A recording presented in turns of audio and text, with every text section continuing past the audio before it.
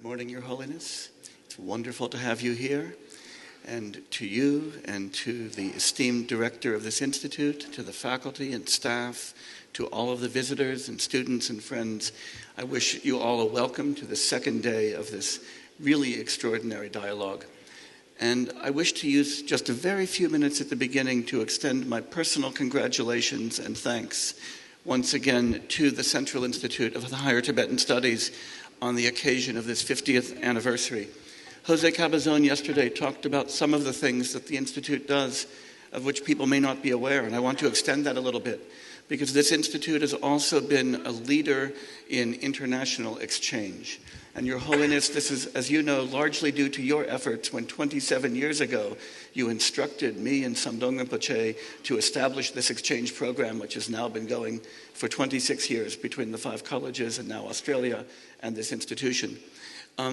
Academic exchange is such an important thing for universities, and especially for a community like the Tibetan community that is really entering and integrating with the rest of the world.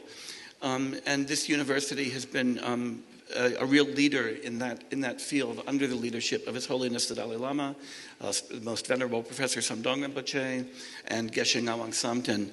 But many people don't understand the full scope of the exchange, so I want to spend a few minutes explaining that. It's not just that we bring students here and that students from this institute and from Tseni Lopta go to study in the West. We also exchange faculty members with teachers from the West coming here and to other Tibetan institutions, and Tibetan teachers coming to the West to teach. We engage in joint research, Tibetan linguistics, cognitive science, medicine, Buddhist philosophy, comparative philosophy, major research programs that have been involved. The exchange model has spread from here to the Institute of Buddhist Dialectics and the library under the leadership of Geshe Lakdor, and with the work so many years ago of Gen Lobsang Gyatso. It's been an extraordinary effort, but the leadership has always been here, and this is something to congratulate the Institute on. But I also want to make sure that when we think about this program, we recognize not only the leaders who you see up here on the stage, but also all of the teachers and students who have been involved in this, all of the staff members. It's one of those occasions when we congratulate the institution on its success, then when we can remind ourselves of the importance of dependent origination and of how much anything that any institution or any individual achieves depends upon the kindness and the contribution and the leadership of so many others. And to use this occasion not only to celebrate the Institute, but to rededicate ourselves to repaying that kindness. So thank you very much, Your Holiness, for your leadership in this venture, and Geshe Ngawang Samten for your leadership in this exchange work. And now I introduce our first speaker to the day, Professor Asanga Tilakaratne, one of the great experts on Theravada Buddhist philosophy.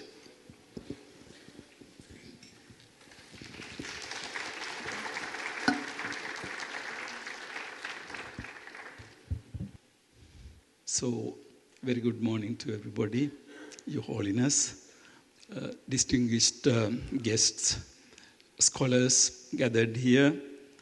Let me first express my gratitude to Venerable Geshe Samten, the Vice Chancellor of this university, for inviting me for this occasion to speak on Theravada concept of mind.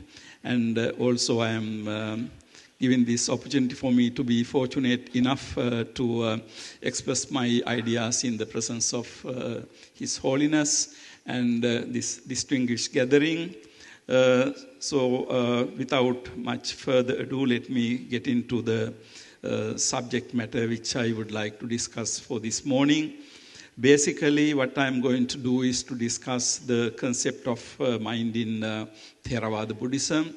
When I say Theravada Buddhism, what I mean by that is basically the Buddhist Pali Tripitaka, three canonical literature, and also the subsequent tradition that was developed in Theravada, such Theravada countries as Myanmar, Sri Lanka, and the places. So when we discuss the problem of mind in Indian philosophy, basically general in Indian philosophy, and today we are coming to the idea of mind in Theravada Buddhism. So First, let me articulate the idea as it found in the basic discourses of the Buddha, and subsequently for me to go to some of the later developments in order to understand what do we mean by mind. So when I followed the discussions whole yesterday, I can see that still we are struggling with the concept of the very basic idea that what is the mind we are talking about. I think this very understanding, the effort to understand this concept is very important in clarifying what we mean by this concept. Now, when I look at the Theravada tradition, we know that in this tradition, the Atma has been replaced by mind. Now, one of the unique and key features of the Buddha's teaching was to get rid of this agent in the substantial sense. Having removed the agent or Atman from the scene, Buddhism attributes the function that was generally attributed to Atman to the concept of mind.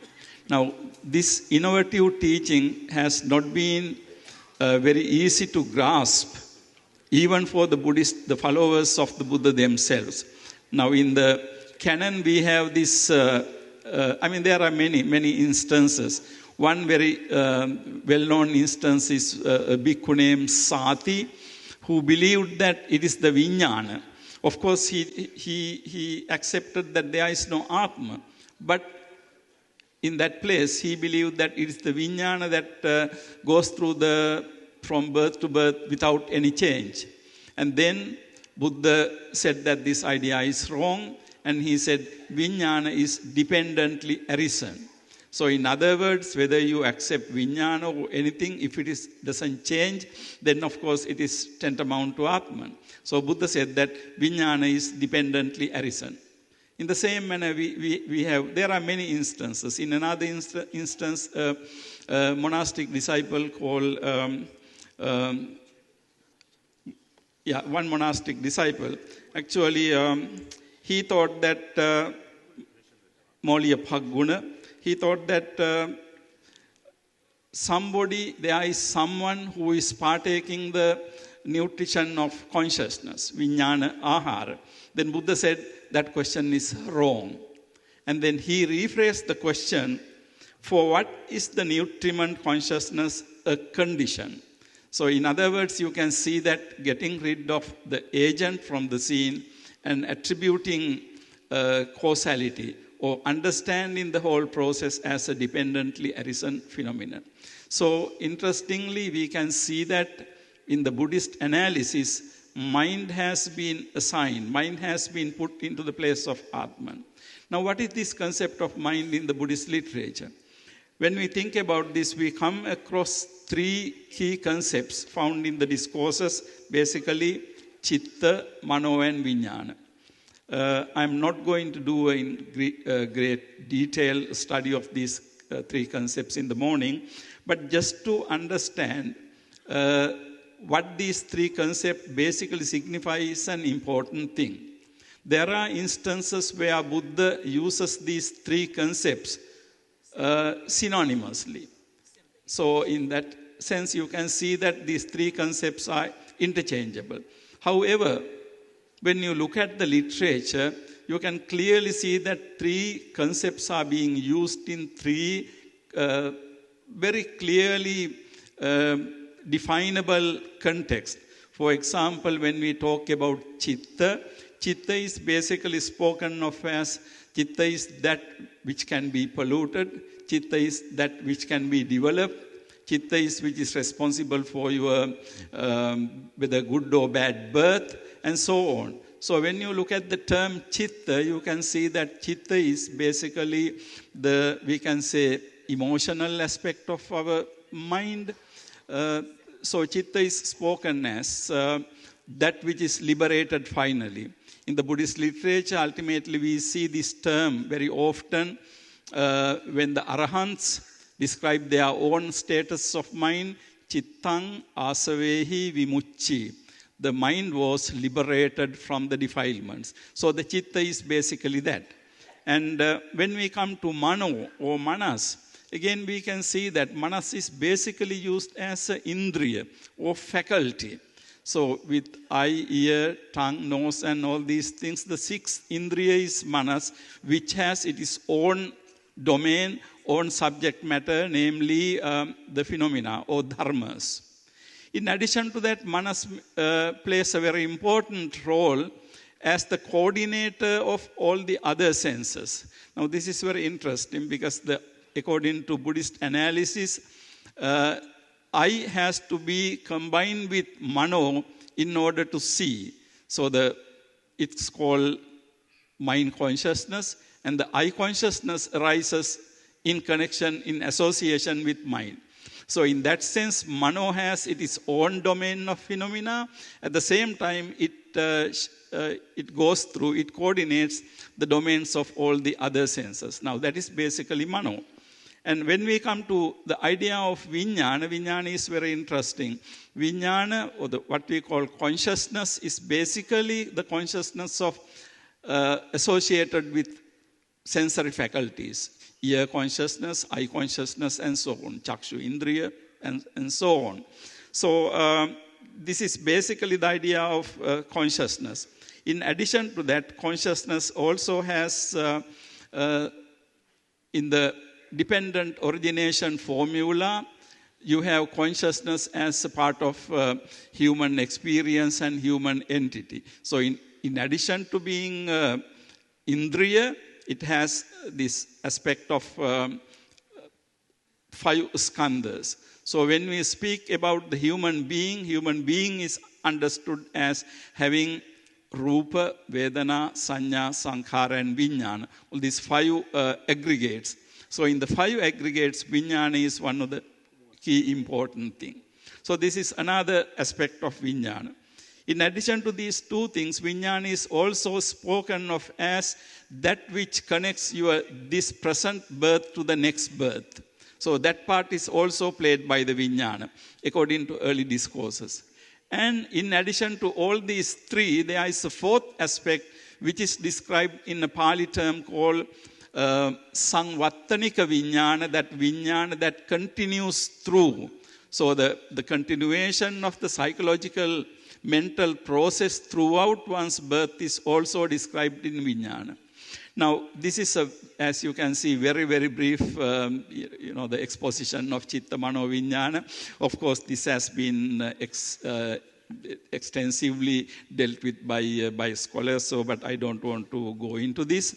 Now, basically, you can see that although Chitta Mano and Vijnana are spoken of as synonymous, but still you can see that they capture a vast area of psychological import in the Buddhist literature. So ultimately, this is very important, how to define this phenomenon called consciousness or mind. So according to Buddhism, you can see that it's very difficult to define it with one definitive term. It has to cover a large area. Now, when we look at the early Buddhist Theravada analysis of mind, one very important thing we can see is the fact that it is something dependently arisen. Now, of course, it contrasts with the Atma, which is independently existing, but the important thing is vijnana or mind is dependently arisen. As the Buddha said to his disciple Sati, vijnana is always dependently arisen. Now, what it means is ultimately, when you talk about eye consciousness or ear consciousness, for example, it is not something that exists all the time.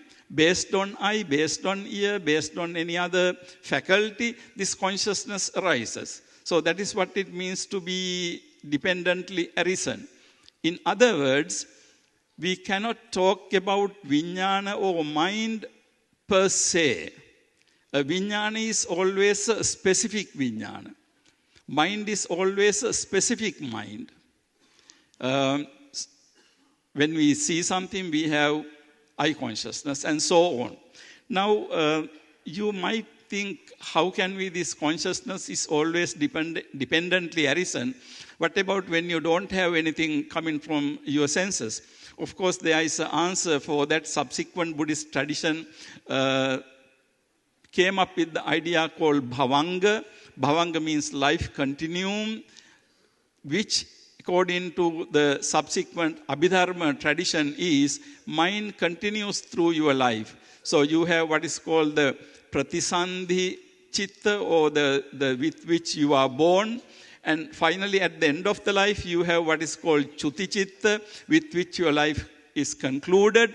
In between, you have the bhavanga process goes on unbroken. But bhavanga process is conditioned or dependently arisen on karma. So therefore, you can see that the basic idea of dependently arisen nature is retained, but the bhavanga process is there. Now, the philosophical significance of this is, when we are talking about the consciousness or mind, we are always talking about not only one single thing, but the whole network of things. Now, important philosophical implications of this is, very often we talk about this mind-body problem as if mind and body are existing independently. However, in the Buddhist tradition, this problem does not arise, mainly because you don't talk about the mind as independently existing. If it is Chakku Vijnana, Sota Vijnana, or the consciousness of eye or ear or whatever, it depends on various other factors. So in other words, there is no, in the Buddhist tradition, this mind-body problem, because you are not talking about mind or you are not talking about body, of course, as if they exist separately. But in the Buddhist tradition, you always come across references to mind, references to mano, references to vijnana. It is basically the way to talk about it. But we have to understand that every time we are talking about vijnana, we are talking about a particular vijnana. Every time we are talking about mano, we are talking about the particular mano. Every time we are talking about the chitta, we are talking about the particular chitta. Not really chitta existing per se, or vijnana existing per se, or mind or mano existing per se. Now, in that sense, when Buddhism is talking about this whole phenomena, you can see that it's talking about the whole network of things. Now, this is something very important implications of this. And the next important implication is, when Buddhism talks about mind or chitta, mano, it makes it very clear that this particular phenomenon is very fast moving. In one place, the Buddha says that even you cannot talk about, you can't give a simile how fast it moves. It is so fast. Now, this fastness has been, again, subsequent in the tradition, has been captured in what is called the kshana, or the moment. So the mind has been analyzed to have three moments: nascent moment, existing moment, and also the perishing moment. But within that three moments, we might think that when we talk about three, it is a long duration. Of course, it is not long duration. Within that process has been also analyzed into 17. I don't have time to go into those things, but I'm just giving you some basic idea.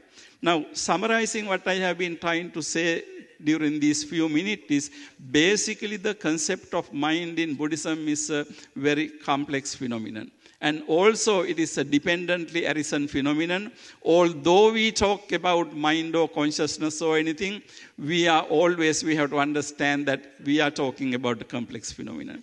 Now, soteriologically, the significance of this is, when we really realize this, we know that the mind arises without an agent, so the whole process arises without an agent. So in that sense, there is no agent, there is no Atman, but when the conditions are ripe, Buddha uses the simile of an egg being hatched. When the hen protects the eggs, and ultimately it gets hatched without any extra effort. So that's one important significance.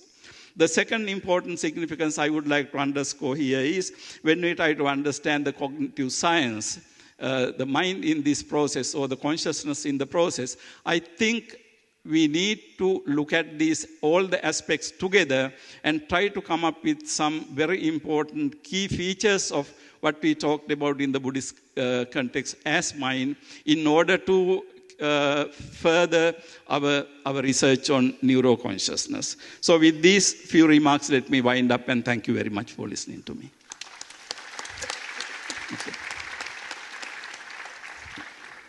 Thank you. Again, the Theravada's law, you know. Theravada is the constitution. The beginning of the Kurgir Wabine. Yeah. The came to Shua. Tanda to the Jimalagun and Grey.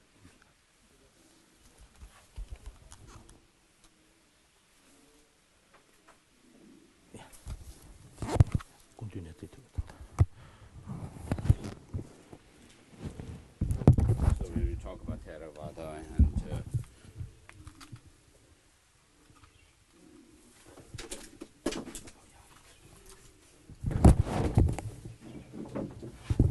Theravada and Mula Sarvastivada tradition and so forth are actually defined on the basis of monastic Vinaya code lineage, and maybe there are few differences amongst them, but I usually prefer to use the Pali tradition and Sanskrit tradition. So because Theravada is one sect within the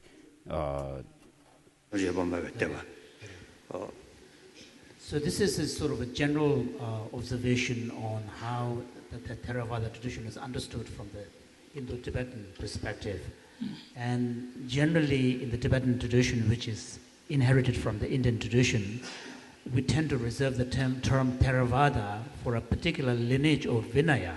Okay. That goes all the way back to the earliest, kind of division into the four main schools, lineages, and Theravada is one of those very, very early lineages. Right. Mula Sarvastivada tradition and the Theravada lineage, and then Mahasamgika, and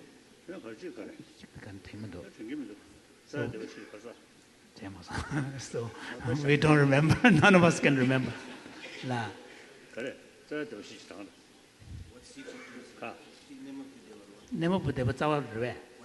What's it, Putraya?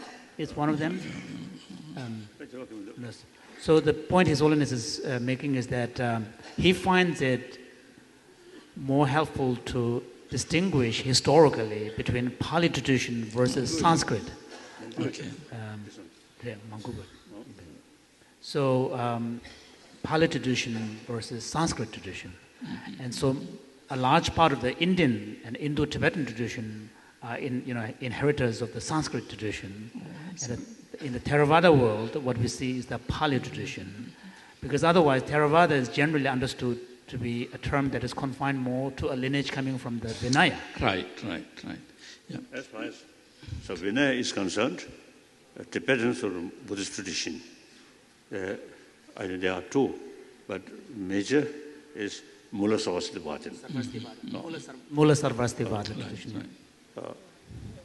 And the Pali tradition, Theravada tradition. These are lineage of Bhikshu Bhava, Yes. not a different school of thought. There are little differences, but these are not Kasota. Significant, yeah. Significant. Not significant. No. Yeah.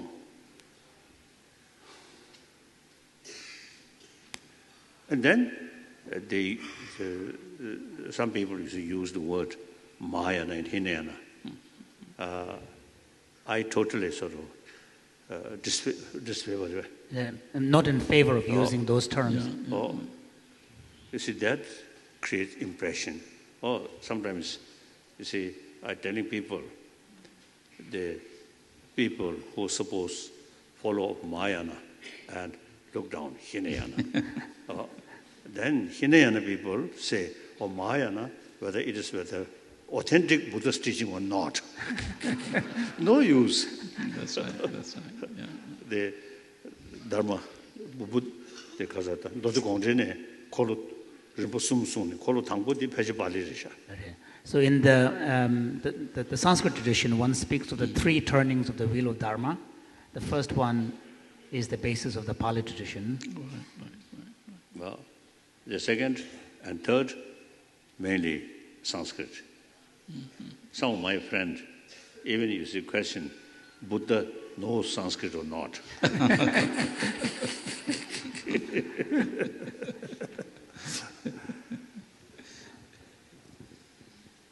So in any way, Pali tradition is the foundation of Buddha Dharma. That's right. And then about Vinaya practice, Shamatha, Vipassana, all these common. And Four Noble Truth. And then 37 kasa, 37 factors of enlightenment. Oh, same. That's right. Same. And generally, in principle, Anatma theory also same. Correct.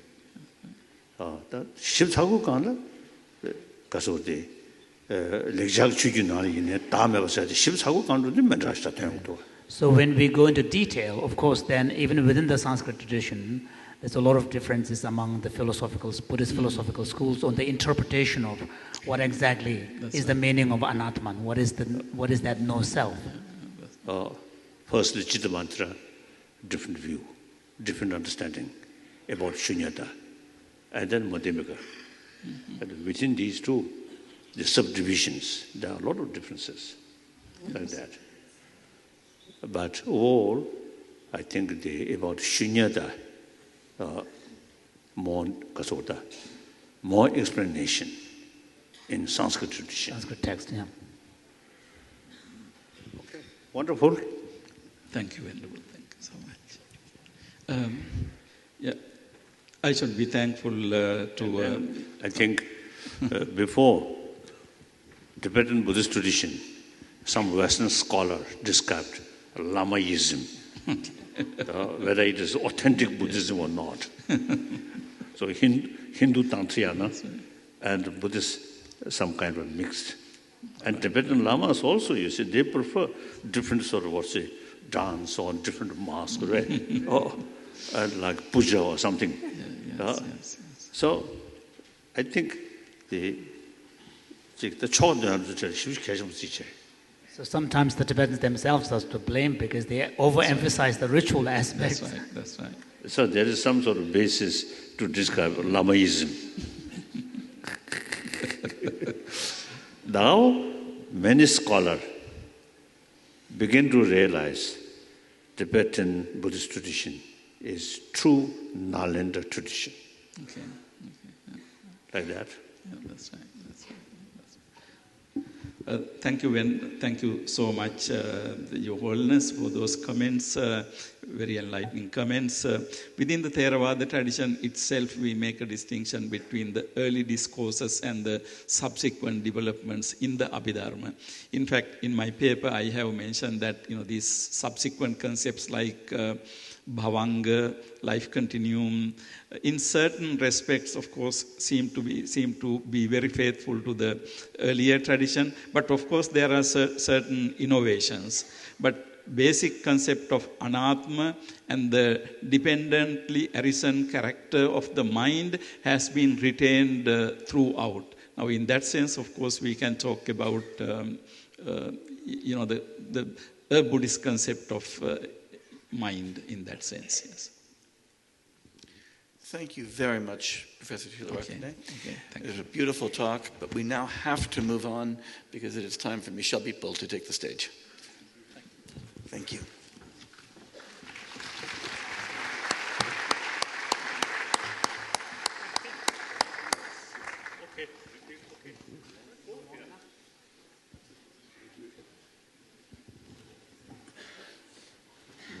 So thank you, and it's really a honor and a joy to speak to you once more. And since I don't want you to be bored, I change my topic each time. And this time I will speak about Erwin Schrödinger, a physicist, a creator of quantum mechanics, who had also a theory of mind and of matter that was very much inspired from some Indian philosophies. It was a mixture of Indian philosophies, some Advaita Vedanta, some drops of Buddhism also. So, exactly. So, Erwin Schrödinger was well known as a pioneer of quantum mechanics. You don't have it? So I think you are using the presenter's view. Yes. Can you press one more? Yes, sorry. That's a pity.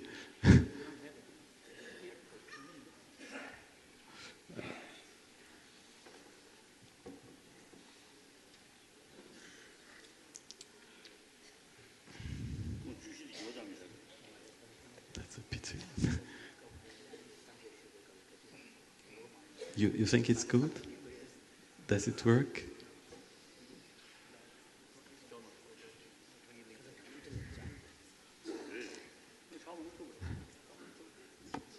Sorry, we're just having the normal tech problems involved in using PowerPoint. Just be patient. Yes. It's the second time that it happens to me.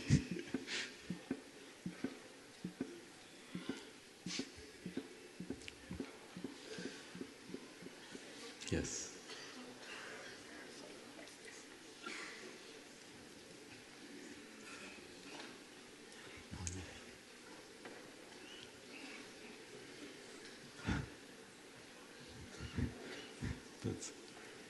Does it work?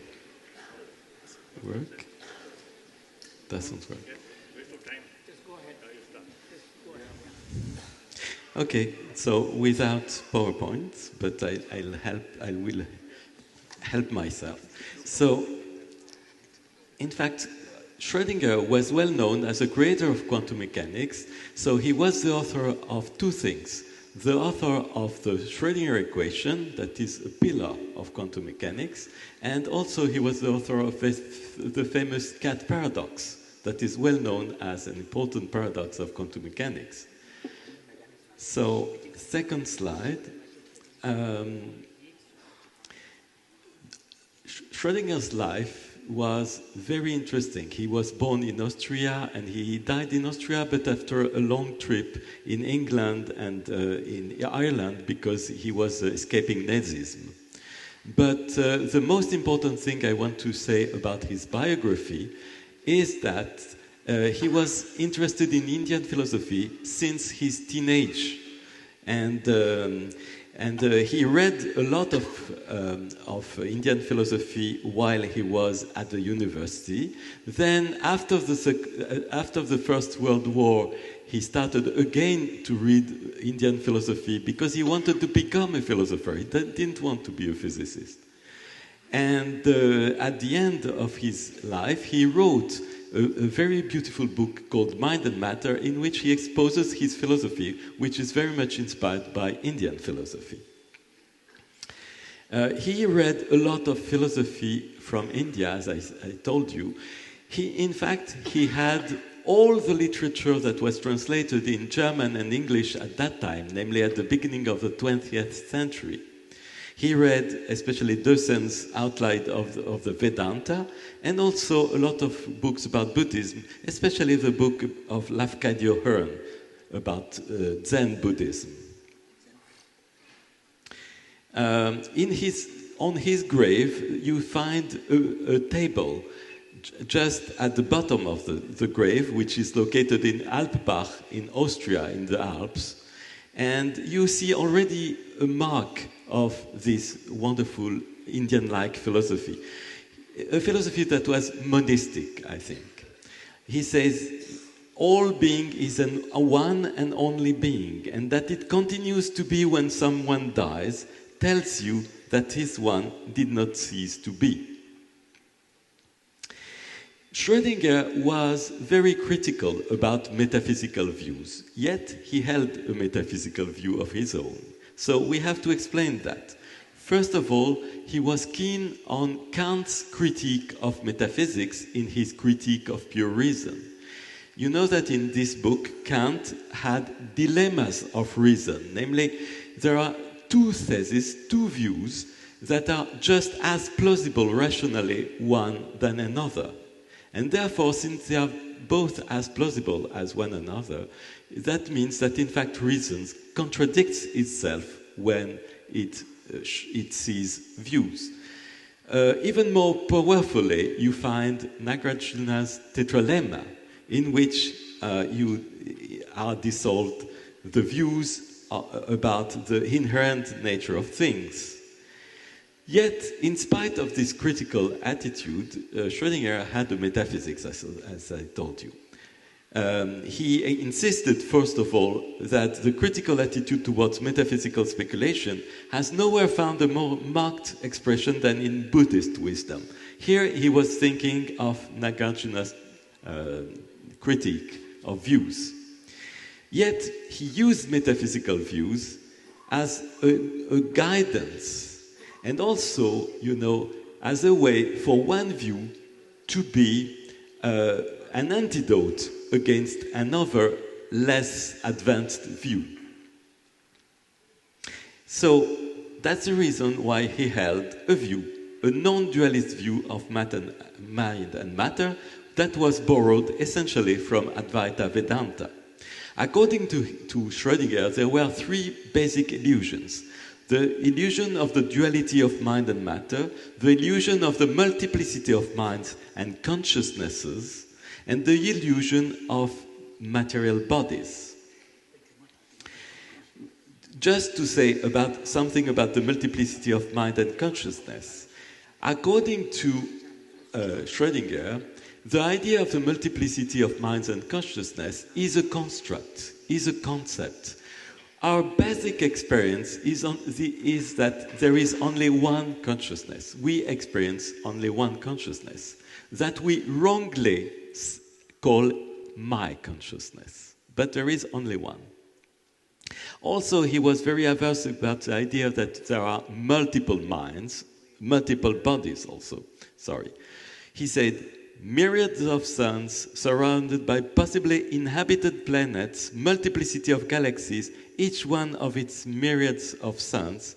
According to me, all this is Maya, even if a very lawful and interesting Maya. So you see, he was a physicist. He studied galaxies, planets, and laws of nature, but he found that all these things were essentially illusion, Maya. But, as he said, because he was a physicist, interesting Maya. The illusion of many minds. As I told you, he had a very special feeling about that and a very special experience.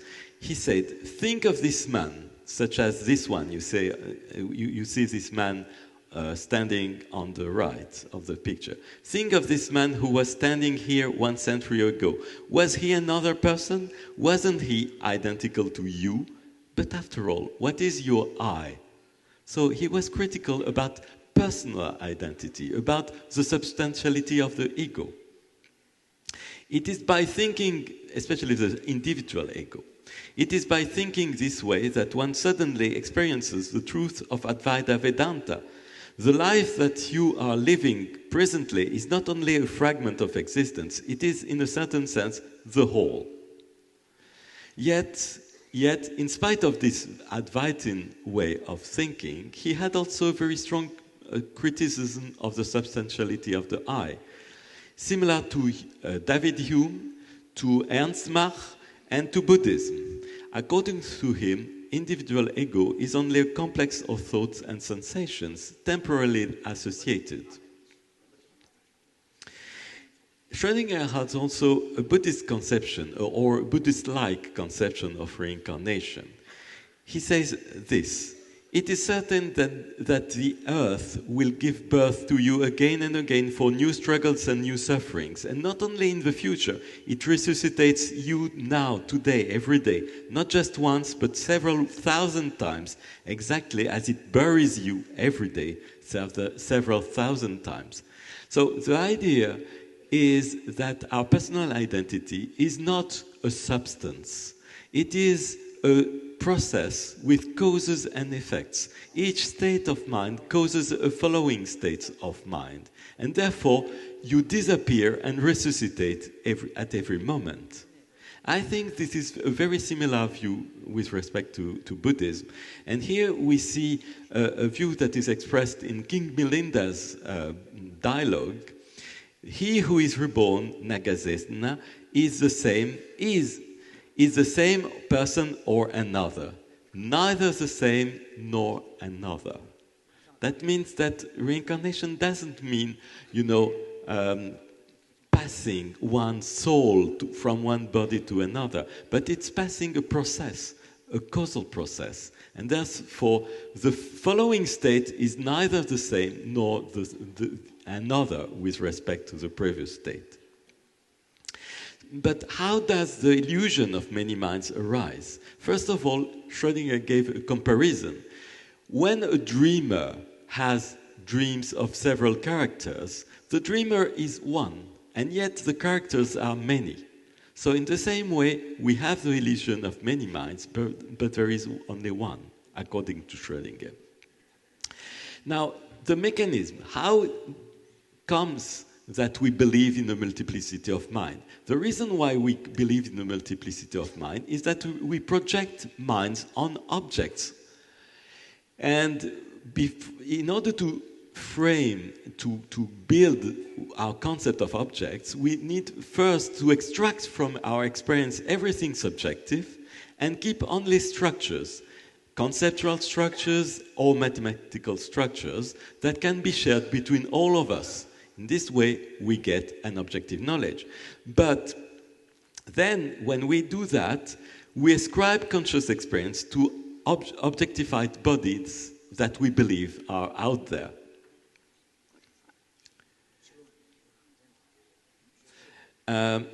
This very common view in science and in scientific materialism has very negative consequences for Western science and ethics. The first negative consequence is that we have what is called the hard problem. The hard problem of the material origin of consciousness.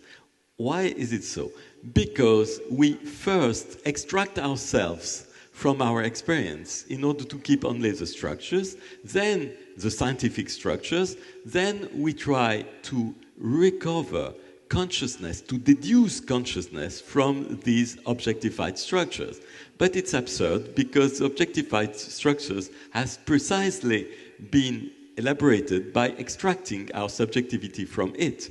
So recovering subjectivity from objectivity is a contradiction in terms. First problem. Second problem, it's ethics. The materialist view of the world is inherently non-ethical.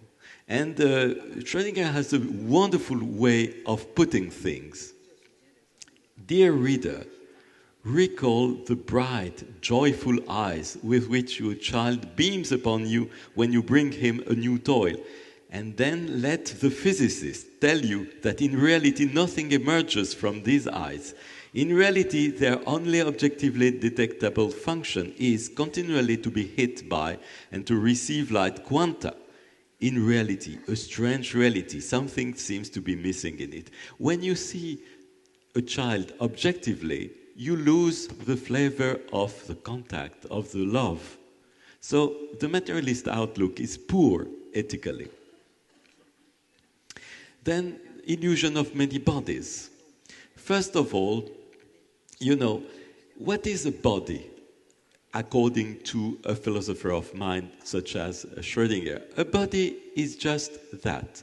It is, the focus of many perceptions. One, your present perception, the perceptions that you believe others have of the same object, and the perceptions you will have in the future if you go around and see it from different sides. So, in fact, an object is a complex. It's not an inherently existing thing. Now, this usually, in everyday life, these complexes are very stable, and therefore you believe that they are substantial. But do atoms and electrons, so the micro-object, do they really exist in the same sense as tables and chairs? And Schrödinger answers, no, they are not similar to chairs and table. Why? Because they are unstable. They cannot be followed dot after dot, point after point, continuously in space and time. And therefore, they have a different mode of existence. What is a particle which has no trajectory or no path, asked Schrödinger. The particles, in the naive sense of the old days, do not exist. And he could have said they do not exist inherently. Now, what is the relation between this philosophy of mind and matter, borrowed essentially from Advaita Vedanta, and Schrödinger's views of physics?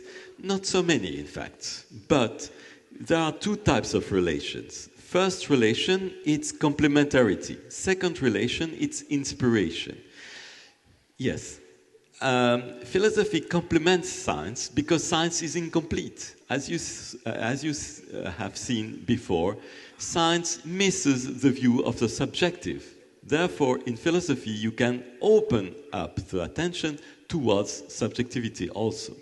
Second point, philosophy was an inspiration for Schrödinger's physics. For instance, in 1925, the very year he created quantum physics, he said particles are nothing but a kind of foam crest on a fundamental radiation wave. The idea that beings, visible beings, are just foam on an ocean evokes a metaphor of the Upanishad. Secondly, Schrödinger had a non-dualist view of his own cat paradox. And now I will explain you the cat paradox. The cat paradox is illustrated in this picture. There is a complex device, and then the poor cat is doomed to die if there is a flask of poison that is broken in the box. But the paradox is that it is said that quantum mechanics describes the cat after the experiment in a supposed state, both alive and dead. But the cat is found when you open the door of the lab and you see in it, the cat is found to be either alive or dead. Therefore, there is a paradox.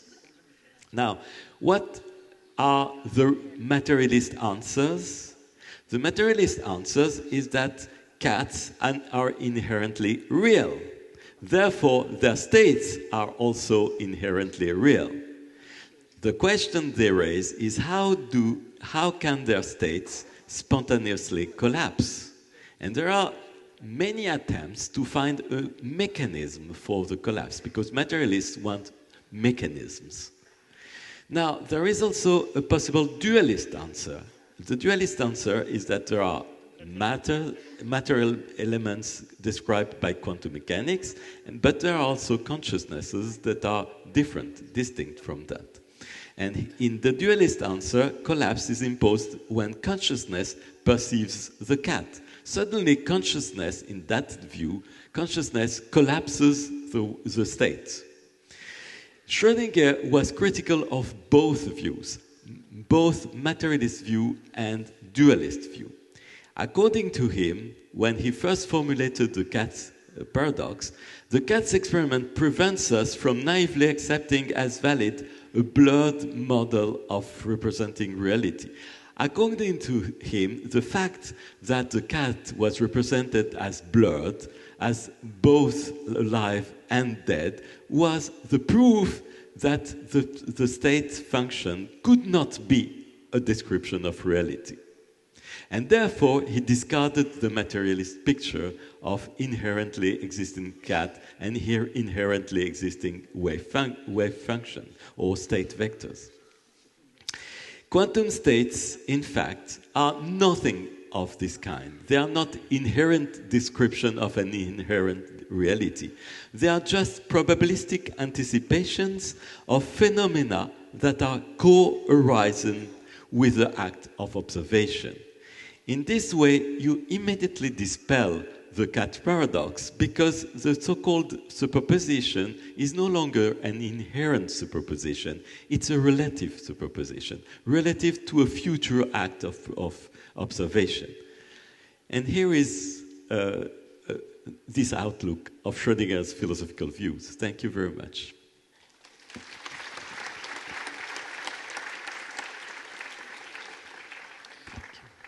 Your Holiness, I invite you to comment.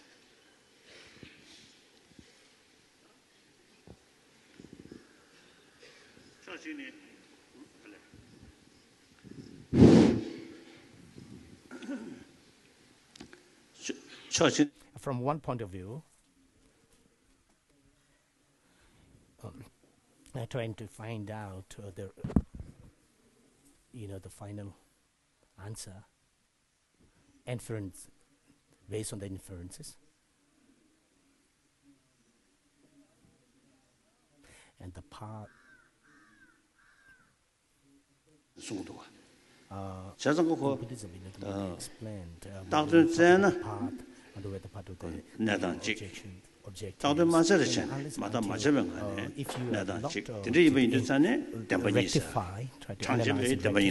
then you see it as a real, but once you investigate, analyze, then you find it. It's cool.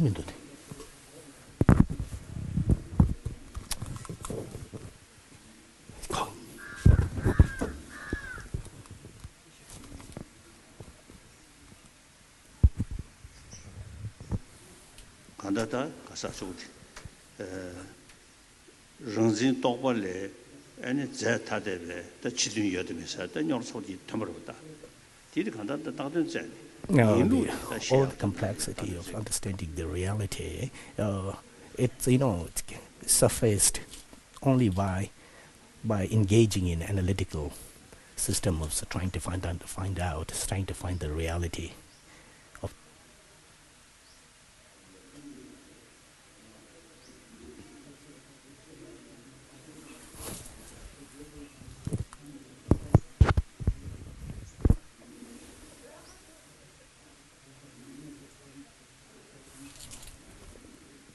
Home.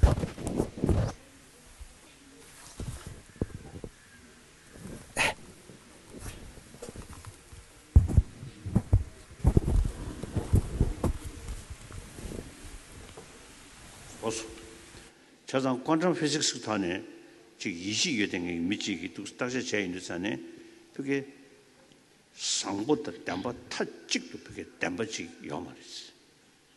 자, 진짜 인도 산에 그 타직도 배 or from the point of view of quantum physics, he says there's no good and evil.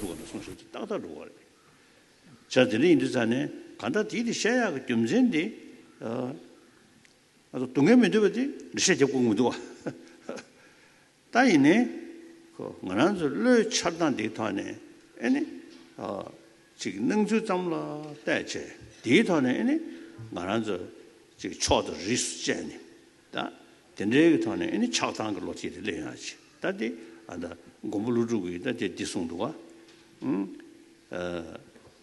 레다 녀모 세베 타르 레다 녀모 남돌레 샤디 녀모 레디 녀모 왕중레스 녀모디 취미식 남도 왕중레스 땡내한테 모습에 체리고도 볼라 되게 따라서기 샤단께베 그도리야 샤단께서 유디 자주 자주고 믿고 통되게 그랬어 디 자주 고스타고 남도 쬐샤스 또 따다라도 찍디 자 들이 인도산에 딱 간다 된리기다 그게 잡아 심유선에 또 심주자디 간다 소수 셈기 모두의 차디디 딱 아주 머리가 하시네 산지 좀 된 대기 빨리 슝 나눠네 아니 단리야마 중이 손네 아니 군주화원 주는 게 자원선주선에 머리가 하셔야지 아니 로도기 야 아니 냥다 토야셔야지 머리가 도나 아니 두지 도그레신 두송다 머리가 써야지 자원선도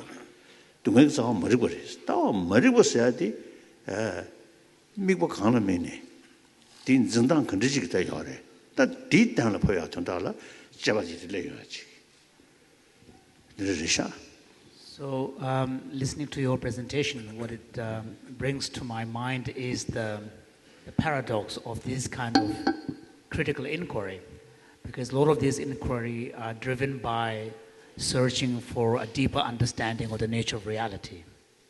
But at the end of the process, what you find seems to be at such odds with our naive perception of the world. So this is why in the Buddhist tradition, and also generally in Indian tradition, a distinction is drawn between the relative world as we perceive and experience, and the ultimate level of reality. Even in Sankhya tradition, we heard yesterday, there is a distinction between two levels of truth. So what this suggests is that, our inquiry, all of this philosophical inquiry, is really driven by a quest for understanding the nature of reality. And as you delve deeper and deeper, what is revealed really points in quite a different direction from the way in which we will perceive the world. So that's why in Perfection of Wisdom Sutras, after giving a whole list of various factors of existence as well as enlightenment, and then at the end, the statement concludes that all of these are mere words, all of these are mere concepts. None of them really exist. Yes. So there is that paradox thrown in. So then the question has to be asked: why are all of these great thinkers and teachers really asking us to get into such deep inquiry? And here, Shantideva, in his 8th chapter at the beginning, he says that all of the preceding explanations have been given for the sake of cultivating wisdom. Yes. And those who wish to overcome, in the 9th chapter. So he says all the preceding explanations has been presented for the sake of cultivating wisdom, and those who wish to seek the elevation of suffering needs to cultivate wisdom.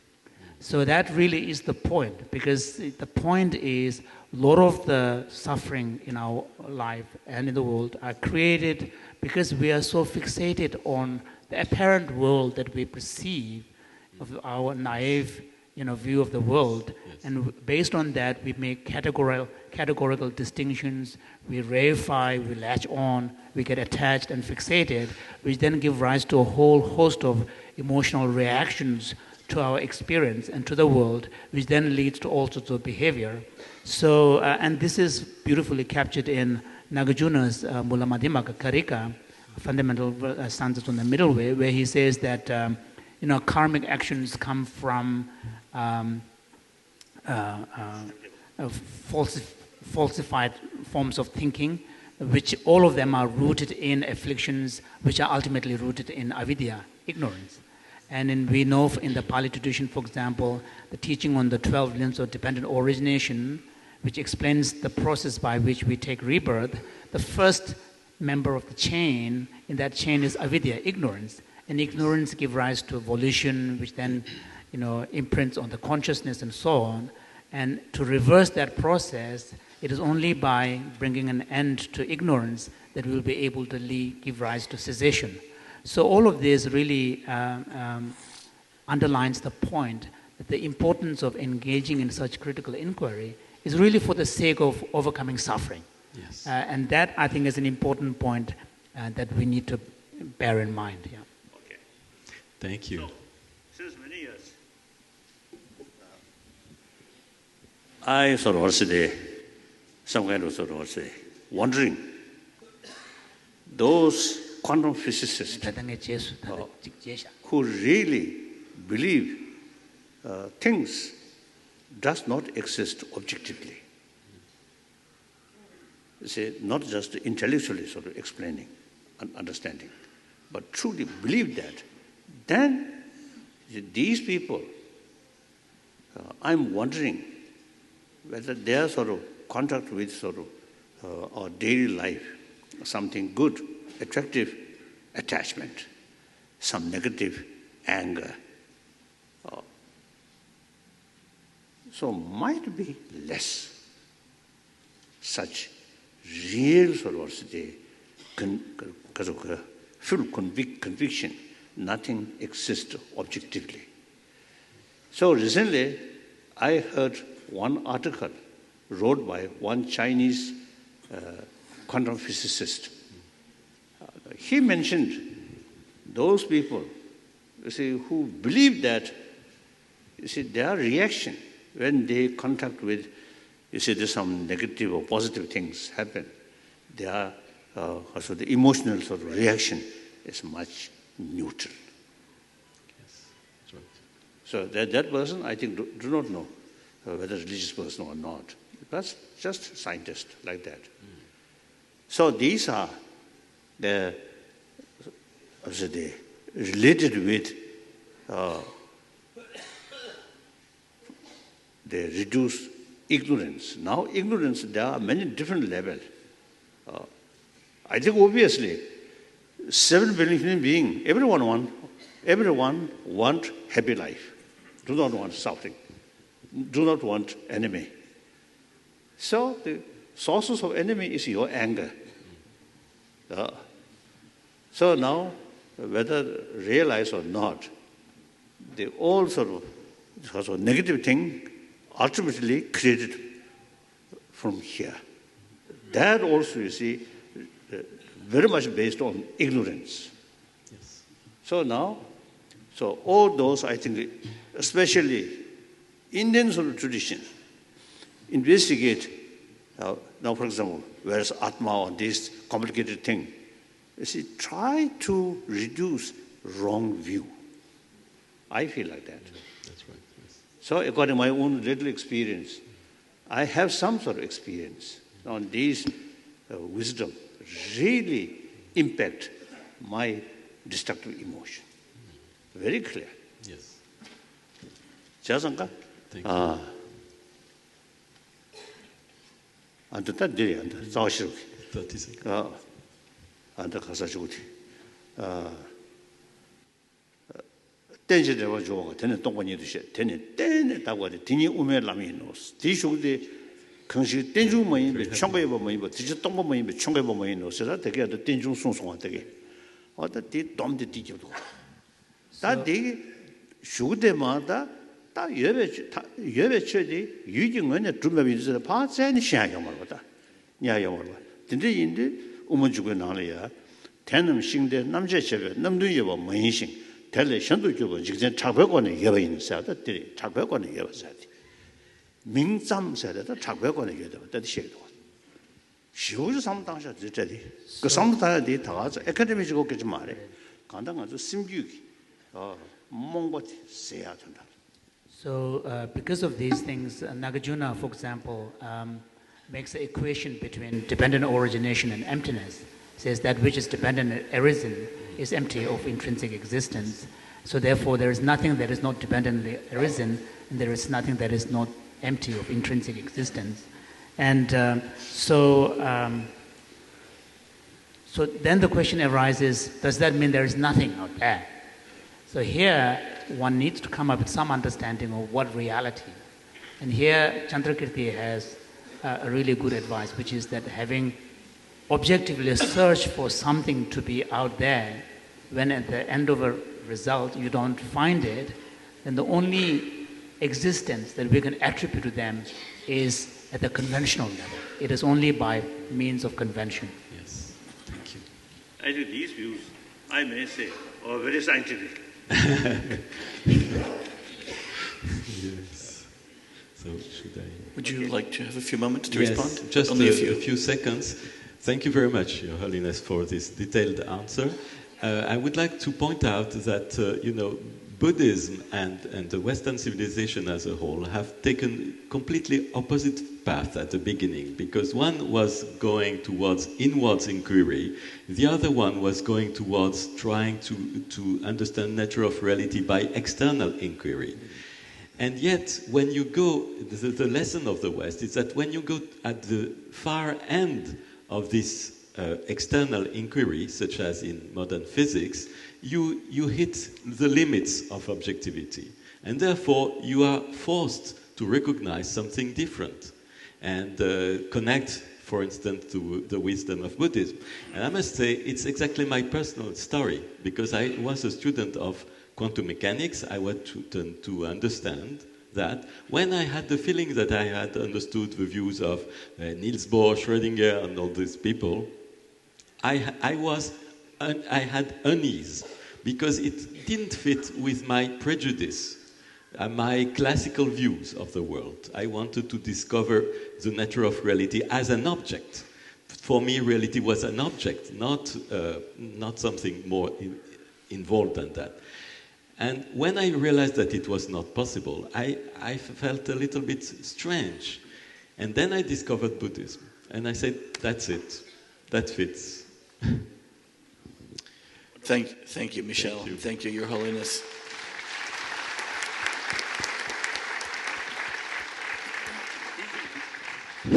This is does.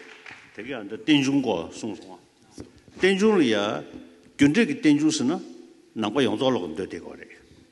Da Chala de Denjuslana, Umarangibe that did do yore. Da Minga Diazam Sak, Tanya Latane Yazam Sadi, that Tanya Transa Machine Umabe Sundati. Denjus Busum Shank. So, in Professor Theravada's presentation, there was the important emphasis placed on understanding dependent origination, dependent arising. In the Sanskrit tradition, one makes distinction between different levels of understanding of this concept. One is dependent origination in terms of causes and effects, so causal dependence. The other one is dependent, and that is common to all the Buddhist schools. And then dependent origination is also understood in terms of dependence between parts and whole, which is a bit more sophisticated kind of concept. It's not just causal dependence and temporal dependence, but it's more of an idea of an identity of a phenomena. And then in the Madhyamaka school in particular, again, another level of those schools that do not accept any notion of objective reality, even on a conventional level, they understand dependent origination in terms of dependent designation. The fact that the identity is a construct of dependent labels and so on. So three levels of meaning. It's Pratita Samopadya. Tripta Jimpa, I now ask you to take the stage. Your Holiness, Your Eminences, Gantathir Rinpoche and Khenchen Thangol Rinpoche, distinguished participants, scholars, faculties and students of Central University of Tibetan Studies, and friends. I'm deeply honored to have this opportunity to be part of this two-day historic conference on mind in Indian philosophical schools of thought and modern science. So at the beginning, I would like to express my deep appreciation to the university and Chancellor Gishela and Professor Pradeep Gogal for inviting me and including me as part of the presenters here. I feel a little uncomfortable stepping out of my traditional role as His Holiness's interpreter and speaking in my own voice, but I would like to seek your permission first. My presentation, unlike all the other speakers, is really not to His Holiness, but to my actually fellow panelists and speakers and respondents. What I would like to present is to add yet another piece of the jigsaw puzzle or the mosaic that is really the rich Indian philosophical tradition. Yesterday, we listened to a rich presentation of the very profound ideas from different Indian traditions, starting from Samkhya, Advaita Vedanta, Nyaya, and Jain. And this morning, we were treated to a wonderful presentation on the Theravada understanding of the concept of mind, and then followed by Professor Bitbol's beautiful presentation, particularly from the perspective of Erwin Schrödinger. What I would like to do is really add one more piece, this time from the Indian Buddhist philosophical schools of thought. I wouldn't call it Mahayana tradition, because Mahayana is such a broad tradition, and I'll be in fact focusing specifically not just on one system of thought, which is the Buddhist Pramana tradition, Tsema tradition, but in fact on one thinker, Dignag, who is a 5th century great Indian philosopher. My presentation is divided into 2 parts. The first part is a little bit more technical, so I'll ask your patience, which is looking specifically at Dignaga's 2 arguments for making the case for what I call dual aspected character of consciousness, Lo Tsunyi. And in the second part, my attempt would be to extrapolate what we can learn from Dignaga's this particular idea and see whether we have some important lessons and insights for the general quest, the contemporary quest for understanding what consciousness is. So at the beginning, yesterday, we were reminded by Professor Pradeep Gokhale about being careful about what we mean by the different terms when we use the word mind, consciousness, and so on. And this morning, Professor Tilak Ratna also, beautifully explained how the 3 terms in the Buddhist tradition, Citta, Manas, and Vijnana, Sim, Yi, and Namshe, mind, which we translate as mind and mental faculty, and consciousness are used. So what is that phenomenon that we are talking about? And I have one quote from one of the Mahayana Sutras, very well known, and this can be taken from many other similar Mahayana texts. And this gives you a general idea of what we are talking about when we are talking about mind or consciousness in the Buddhist Mahayana schools. I read the quote: "The mind has no material form, it is not demonstrable, has no appearance, no resistance, no fixed locus or spatial locus, and cannot be perceived by others' senses."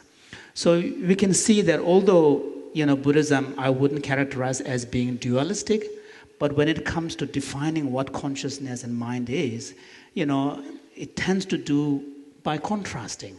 So unlike mind, there's material things, there is no material form and so on. So this, you can get a sense of, there is an idea that we are talking about something that has no extension, something that has no form, something that has no fixed spatial location, and something that cannot be perceived by others directly. So those are characteristics. So let me now go to Dignaga's argument. And in fact, to give a context, Dignaga is making this case in the context of analyzing a simple act of cognition. Yesterday in a Naya presentation, we were, explained that the act of cognition can be described in terms of an agent, an act, an actor, and so on. Here, Dignaga is trying to give his own account of this. So, and he calls it Divirupa, Tsurunyi. So this is, and I translate in English as a dual aspect character of consciousness. Dignaga provides 2 arguments. And of course, Dharmakirti, his brilliant commentator, develops on this and also brings a lot more new reasoning for this. But the first argument is quite interesting, and I will just read it. If you compare the structure of the recollection of seeing blue with the actual experience itself of seeing blue, he says that the former, the recollection, has a double aspect. It has the object perceived, the aspect of the object perceived, as well as the experiencing of that object, because it is the recollection of seeing blue. It's not just the perception of the blue. All subsequent recollections, so recollection of the recollections, and so on, he says that all subsequent recollections, remembering of remembering, each will thus acquire one additional aspect, which is akar, as if viewed through layers of filter until the chain ends. So you can see that every time a new aspect comes up. Therefore, cognitions possess an objective aspect, Suenamba, Grahakara, as well as subjective aspect, Zimbenamba. Otherwise, cognition of the object and cognition of its cognition would be indistinguishable. So he makes the distinction that the fact that you can have multiple aspects as you have more and more layers of recollection is an indication that there is an objective aspect, that is imprinted to the perception when you first see this blue object in front of you. Yushepada Teshepa. So this is Pramana Samuchaya, which exists only in Tibetan, both the root text as well as the auto-commentary. So this is chapter 1, 11.1 AB. The second argument, again, uses memory, and it says that, in fact, that in our recollections of past experiences, we are able to distinguish between different perceptions of seeing a form as opposed to hearing a sound and so on, indicates that our experience have dual dimensions, an objective one and a subjective one. Not only are we able to remember the specific object experience, but we are also able to remember the modality of that experience. When you remember, you remember seeing something, you remember hearing something. So he says that unless there are two aspects to the experience itself, you cannot have these distinctions in your memory.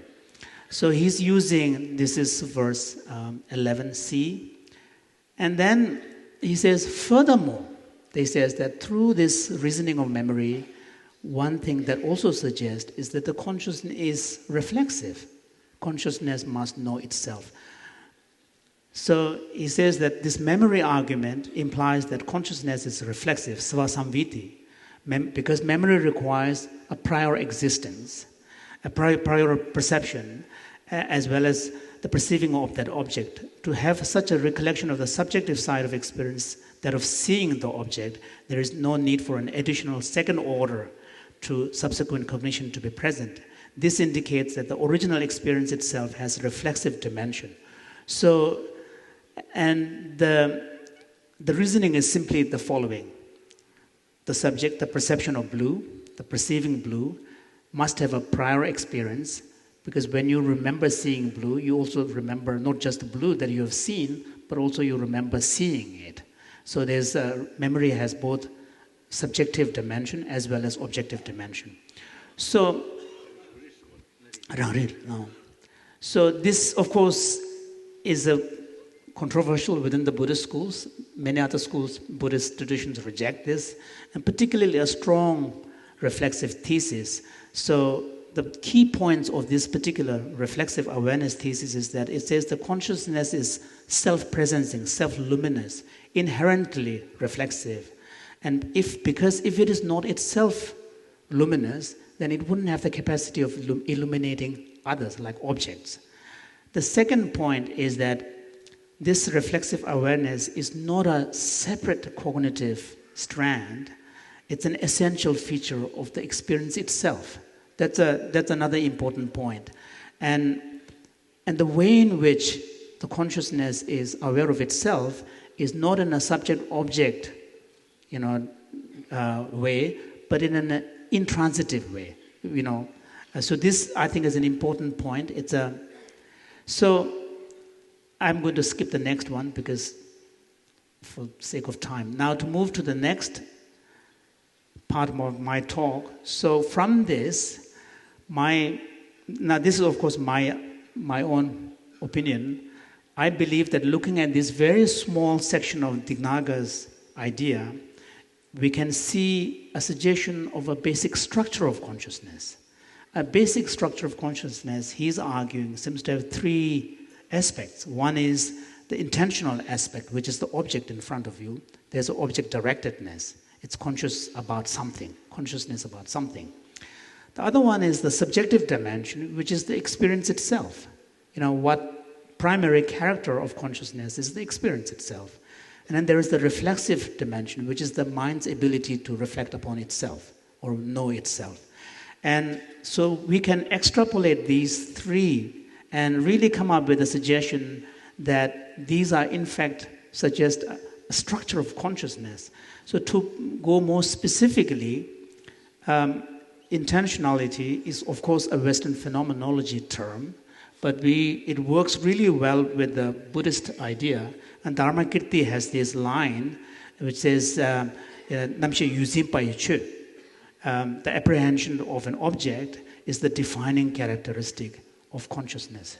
So that really is exactly the idea of intentionality as expressed in Western thought. For example, Franz Brentano, who was a German philosopher who had influenced phenomenology extensively, he writes, every mental phenomena is characterized by what the scholastic of Middle Ages called intentional, in existence of an object, and what we would call, although not entirely in unambiguous terms, the reference to a content, a direction upon an object by which we are not to understand the reality in this case, or an immanent objectivity. So he's basically saying intentionality relates to the content of that experience. And that idea is really very similar to Dharmakirti's line, where he says that apprehension of an object is the characteristic of consciousness. Subjectivity is basically the phenomenal first-person character of our mental life. Whether it is thoughts, whether it is perceptions, whether it is sensations, they are all from the perspective of an individual experiencing them. There is that irreducible first-person character.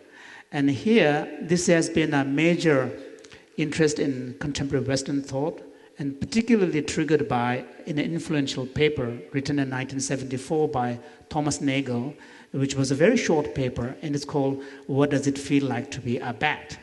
And really captures that difficulty of reducing the subjectivity that is the defining feature of. Now, reflexivity is a bit more complicated, thesis, and of course, as Jay Garfield, he's a major critique of this reflexivity thesis. But I would actually suggest we make distinction between two forms of thesis: a strong thesis and a moderate thesis. The strong thesis is the one that Dignaga has presented, where consciousness is aware of itself in a non-dualistic manner, and there is no subject-object character. And this is very powerfully captured in Shantarakshita's line, where he says that nature of consciousness is reflexive awareness, and that which is not reflexively awareness is insentient. Namshe pempyo rangshin le dogba karsa dogba rabdo kewa de te karsa pemi rangshin kain ba te di dani shebe. So that line, he basically, and then he goes on to say that there is no subject-object dimension to this experience, it's non-dual. Now, I would suggest there is also a moderate thesis. Here I'm looking at you, where one could accept reflexivity, but not in this very strict sense, but in the general idea that mind, unlike matter, has a capacity to reflect upon itself. And if we take the moderate thesis, then any account of consciousness will have to explain that. So to conclude, I would... So my contention is that looking at Dignaga, we really have the beginnings of a suggestion of a basic structure of cognition or consciousness, which includes these three features: the intentionality, that is object-directedness or content-related, subjectivity, which is the experience itself, and then reflexivity, which is the mind's capacity to know itself. And together, they provide some idea of what is a basic structure of consciousness. I'm not talking about specific, I'm talking in general sense. Then, although Dignaga's own formulations is based on the concept of akar, aspect, number, and also reflexive awareness, svasamvit, both of which have been rejected and critiqued. For example, like the Buddhist school, Vaibhashika does not accept akar theory. It's a nirkaravatin. Similarly, Nyaya and also Jain and Mimamsakas don't accept akar theory. Similarly, the Svasamvit, the strong reflexivity thesis, is rejected by Buddhist schools like Chandrakirti and Shantideva and so on. But I don't think accepting these three features as a constitutive of consciousness requires buying into the specifics of Dignaga's theory. And therefore, I would argue that any comprehensive theory of consciousness must account for these three features that make up what we call mind or consciousness. Thank you very much, Jimpala. Thank you. Tujiche. Dhanyavad.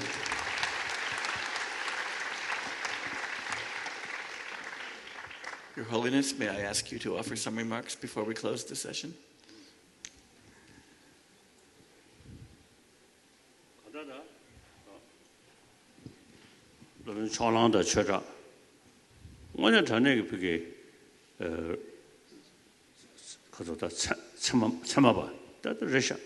great samaba.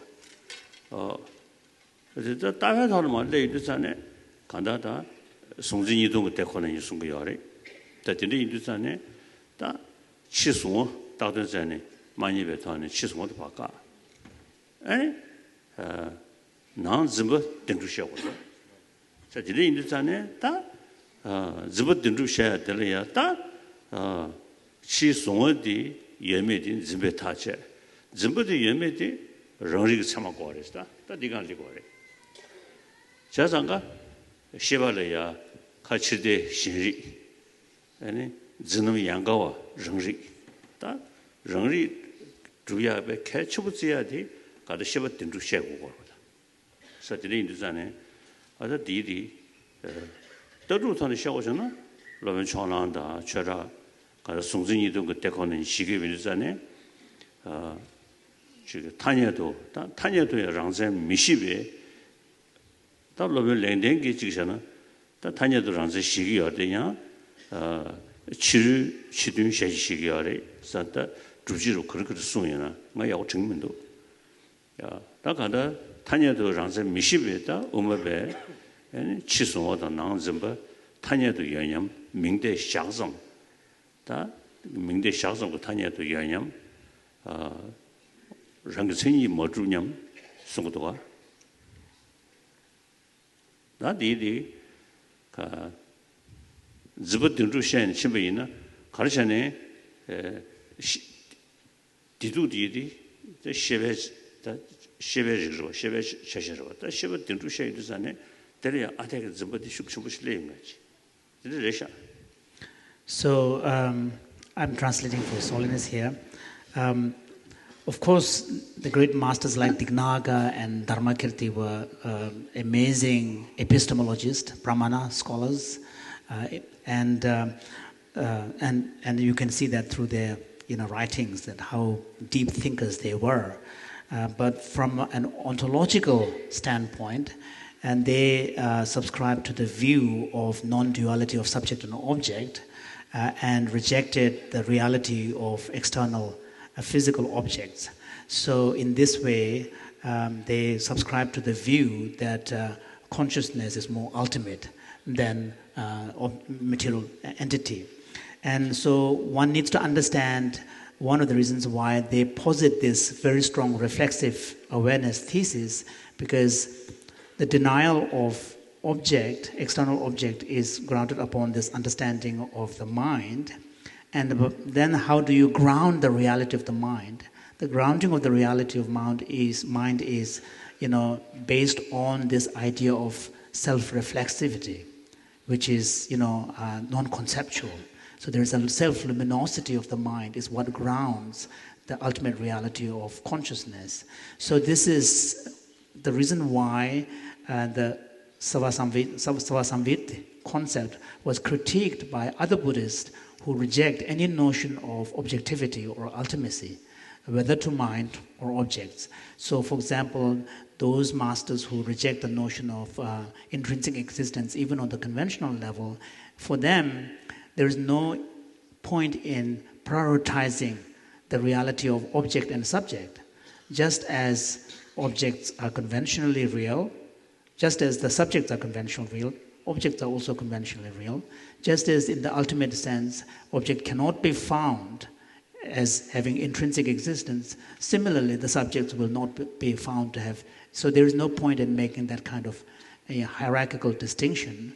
And these masters will therefore take to task the idea of this Soasamvit, which seems to underpin the belief in some kind of ultimacy of the consciousness. So those contexts need to be understood. Thank you very much, Your Holiness. Any? Umoba. Any? Chisumota Nanzimba. And a tanya to Yanyam. Dr. Jana, Nijimedeva, Mohonijimeba, Menyam. Or the Disunging Shawaina. Or the Tudenjimbe, at the Shadiati. Any? Suwa Chidun Gabachane, Chadawa. Zibut Shabachane, Dangda. So from the point of view of the Madhyamaka thinkers who reject this hierarchical distinction of the reality between the object and subject and argue that just as on the conventional level they are real, they are unreal as well. So from the point of view of perspective of that school, the presentations that Jimpa just made would be seen as being nihilistic because it rejects the reality of external world. And from the point of view, it will also be seen as absolutist, reification or absolutist or eternalistic because it tends to reify the reality of consciousness. So it's fallen into extreme of both nihilism and eternalism. So in any way, you see these different sort of great thinkers, sort of different way of presentation is very, very helpful. You see, to increase our sort of the ability of intelligence, analyze.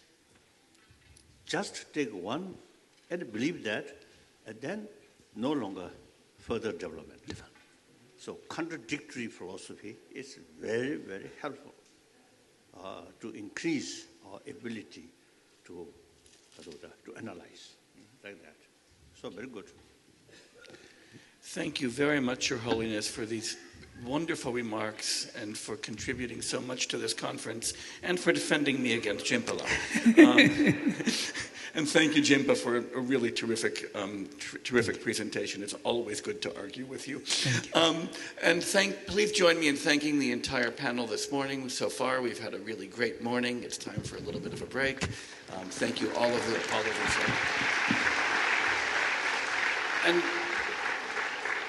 And once again, as we celebrate the tremendous success of the Central University of Tibetan Studies, let's remember that part of that success is its constant encouragement of the spirit of dialogue and discussion and openness, and to use this as an opportunity not only to celebrate, but to rededicate ourselves to that spirit of dialogue. Thank you.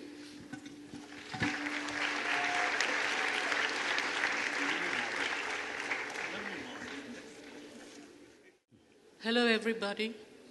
Good morning. This is the last session, Your Holiness, on the last day of this year, so I think it is very auspicious. We have you with us, and we are really honored. We were going to have two speakers in this session, but unfortunately, one speaker, Geshe Thapke, has been taken ill, so we are left with just one speaker and a general discussion and a kind of a concluding, session with His Holiness. So may I now invite Professor Sion Raman, who is from the University of Washington, Seattle, USA. He is going to make a presentation on the nature of mind from neuroscience and physics perspective.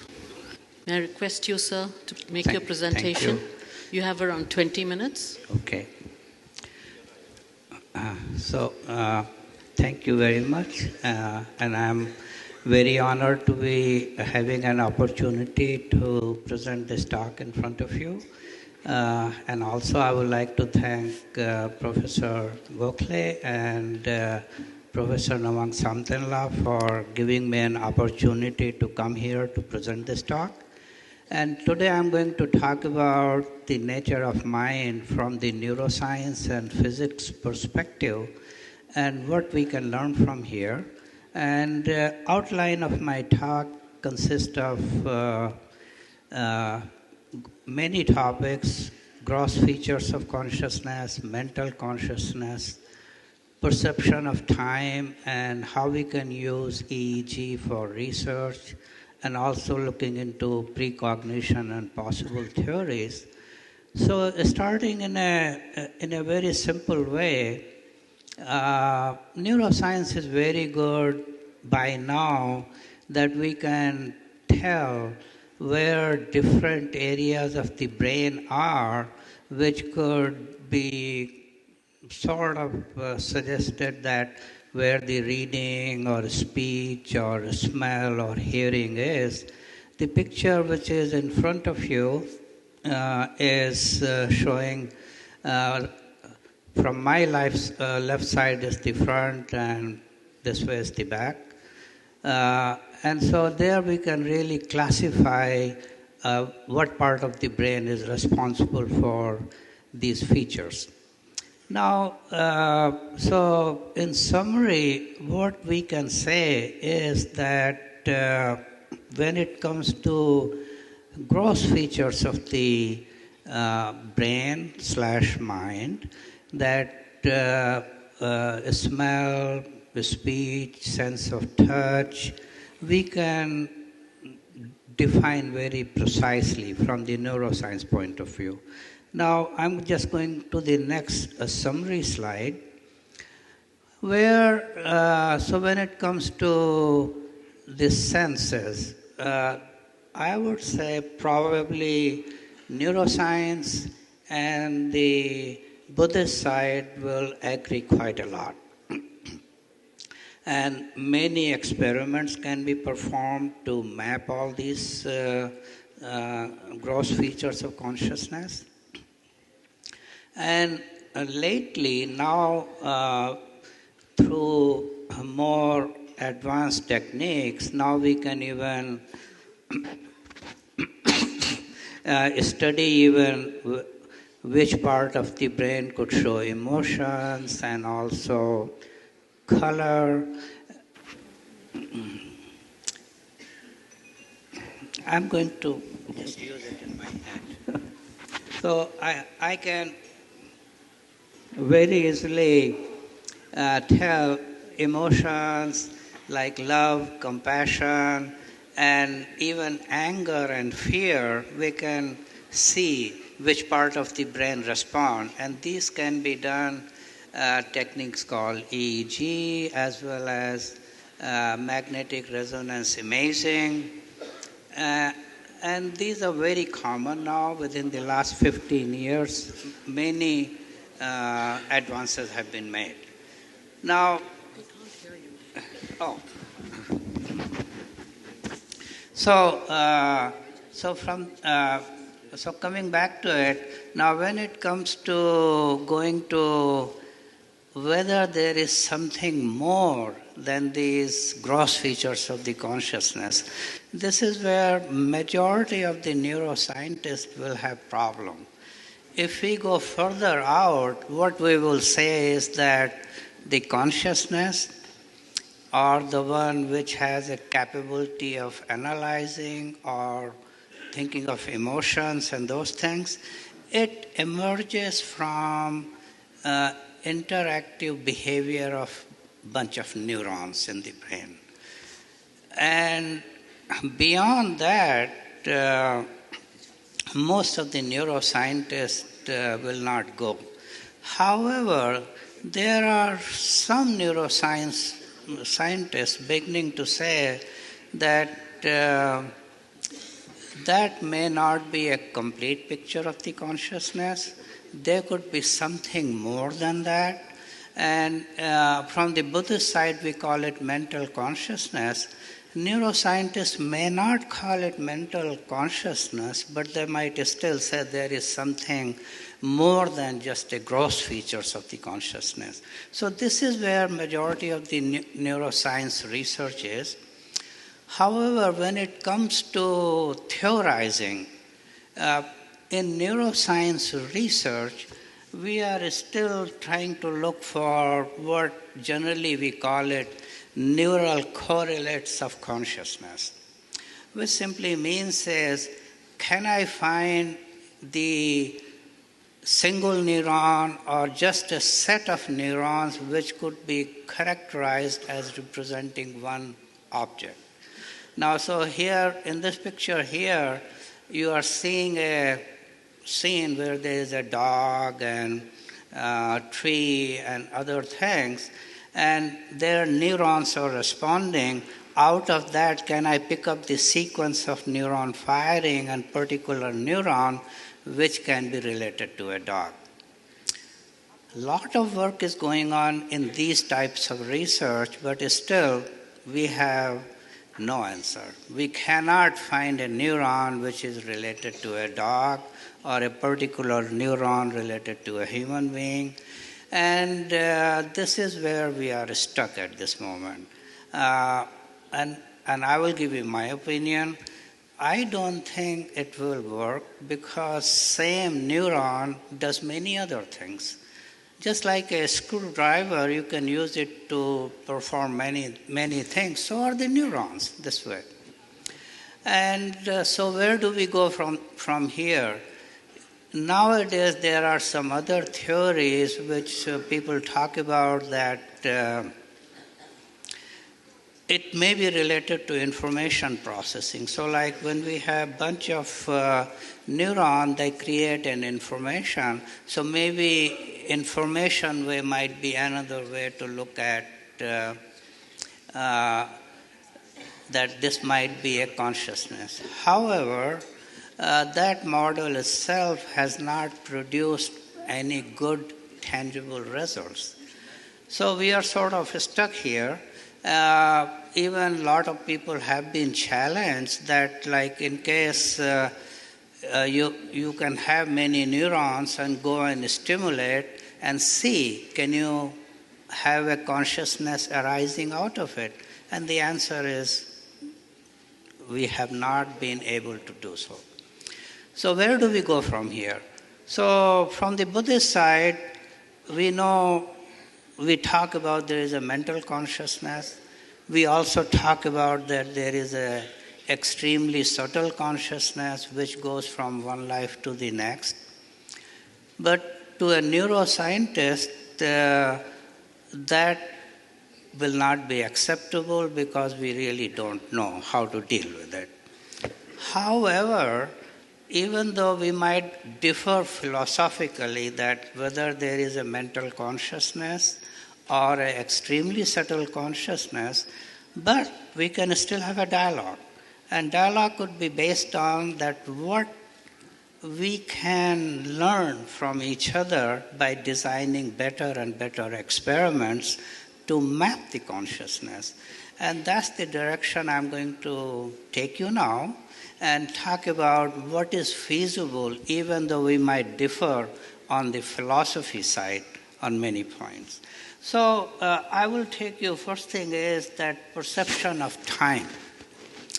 Now, the reason I'm going into time is because in Buddhist texts, often we talk about duration of a moment and what a thought, duration of a thought might be. So I might share some results with you which might give you one way to collaborate. And so here what I'm showing you, a picture of the brain, and in that the middle portion of the brain and the bottom portion, the one in purple color, is really responsible for time. And so like in a normal brain, time we will perceive in a normal way, but suppose brain is slightly injured, or brain is, say you take some drugs or something, perception of time could be very different.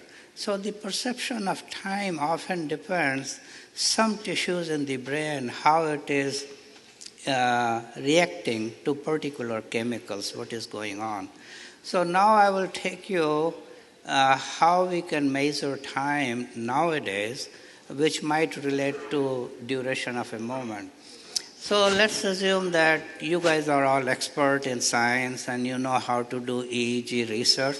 So here I am showing you a picture of a person who has about 256 electrodes on the head, and we can measure in a good way what the brain is doing. The layout of the electrode is given in the middle here, and the top of the nose will be here. And so after measuring the EEG, we plot the data. And here I am looking something called phase. So like how the phase of EEG is changing. And we can relate this to different part of the brain from the top looking.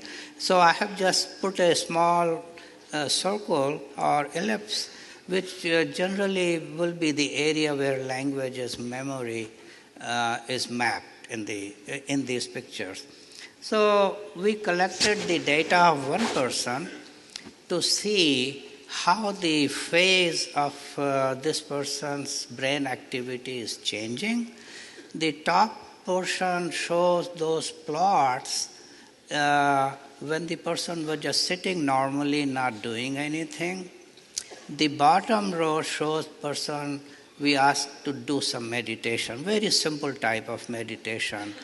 And so here in these pictures, the red color means that the brain is very active. Blue color or light blue color means that the brain is less active. And now let me guide you through these pictures. So here you see brain is doing something. Here brain goes into low activity. Then it comes back more active, and then it becomes less active. So what it means is, if you go from low activity of the brain, then high activity, and then low activity again. So what it means is, in general, the brain is sort of doing its sick, then it flips into a very low energy state. And that is what is known as a transition. Brain goes from one transition state to another, and it keeps going it. And this is a very natural process. Now just memorize the number. Here, a normal state, the transition is about 12 milliseconds or 0.012 second. So that number will be important in the next slides. Now look at the bottom row of the pictures, in which you will see the person who's sort of doing meditation here in a active state, and then suddenly person is able to go into very low state of the brain activity, and then slowly come back into higher activity. So what it means here is that a person has a capability to keep the brain in a very low stable state of activity for a longer time. And then state then changes again and again. And so what it implies here is, if a person is doing meditation, they can actually hold their brain at a very stable position for a long time. And in this particular case, the person was, even though we're asked just be in meditation, but this area is still active. So it's a definite possibility that language and memory area of that person was really thinking about something. So even though brain activity has gone in a low state, but person is able to hold some memory and it is continuing. Now I will speculate for a moment. It's a possibility person might be visualizing an object and holding on to it while person is still into a stable state. And so what does it all mean? So one thing which means here is that to us scientists, that a person has a capability to control the activity of the brain. And now if we want to bring out some physics into it, now you can say the mind-matter interaction. Even though we may not be, ordinary people might not be able to move an object, but at least we are able to control our brain by thinking about it, by postulating about it. And so this way it is possible that we can even control our breathing, our blood pressure, and those things. So this is one example of mind and matter interaction. Now how does it work? Oh my God. Okay, I'm running out of time, so I may have to talk a little bit faster. It is a possibility that at a quantum mechanical level, we can control the cell functions, which in turn will be able to influence our thoughts and vice versa. So therefore, mind-matter interaction is possible. Now, earlier I said to remember that normal phase transition was about 12 milliseconds, and now I will go to next slide. And here time in Buddhism, when looking at from the Vasubandhu's text, we often talk about chana in Sanskrit or moment. In English they often write KSANA, but it is chana or a moment. It is said to be about 13 milliseconds or 0.013 seconds, and which is very equal to what we are seeing in the normal transition of the brain activity. So these numbers seems to be very close by, and similarly we can measure when people snapping a finger snap, and those numbers also match up very well. So now these are some possibilities where more research can be done. Now I will jump into some another thing that from research point of view, we are seeing that before brain does anything, even if it is not planning on doing something, often we see that brain is begin to prepare itself to going to do an action anywhere between 1 to 8 seconds before it does anything. So as an example, let's say I'm sitting here and I'm going to move my hand. I'm not thinking about moving just not doing anything, just sitting there. But brain, on the other hand, between 8 to 1 second, is already planning. It is already cognizing that it's going to do, and then we do it. We decide to do it. So what it implies is that within the brain itself, there is a precognitive processor going on, and brain knows ahead of time that it is going to perform an action. So what does it all mean? Yes, in a way it is possible that brain sees the action before it happens. And so what are the possible explanations? May I have a little longer time? It's 2 minutes. 2 minutes, okay. All right, I need to talk faster. Okay, so now I have to jump into physics. In a way, quantum entanglement is one way which we talk about all the time. If the events are entangled, definitely it is a possibility to plan before an event happens. Now, the quantum entanglement also means that we are all connected. And nowadays there are many proofs that quantum entanglement does happen. It's not like it is just something which many physicists could deny, while others might say it could happen. I will give you one example of quantum entanglement, which I mentioned yesterday. The cell phone nowadays, mobile phone, their antenna is actually based on this photon entanglement inside the cell phone versus the signal coming from cell tower. This is how the signal transmission is there. So that's possibility. Now let's jump into complex time. Now I'm going towards if the precognition is possible, what happens? Now precognition, not only in the brain, if you believe Buddhaji, Buddha predicted many things which will happen in the future.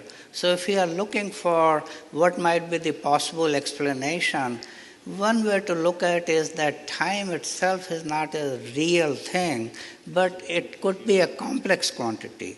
So in real quantity, events are well defined, but and that's where the causality comes in. But in imaginary time, we don't have causality. So past, present, future are not defined. So that's the one way to look at the time. Another way to look at time is, now this is a little more controversial, but it doesn't mean that it is wrong. It has been postulated by an Indian physicist, Sudarshan, that faster than light particles are possible. And so actually myself and some of my colleagues, we applied it to physics. If we travel faster than light, then space becomes time and time becomes space. And within that framework, like if two events are separated, but they are connected. So what it simply means is, I will just take an example of a Buddha mind. So that type of a enlightened mind will know information about all the events at any given moment, because the concept of past, present, and future is not there anymore.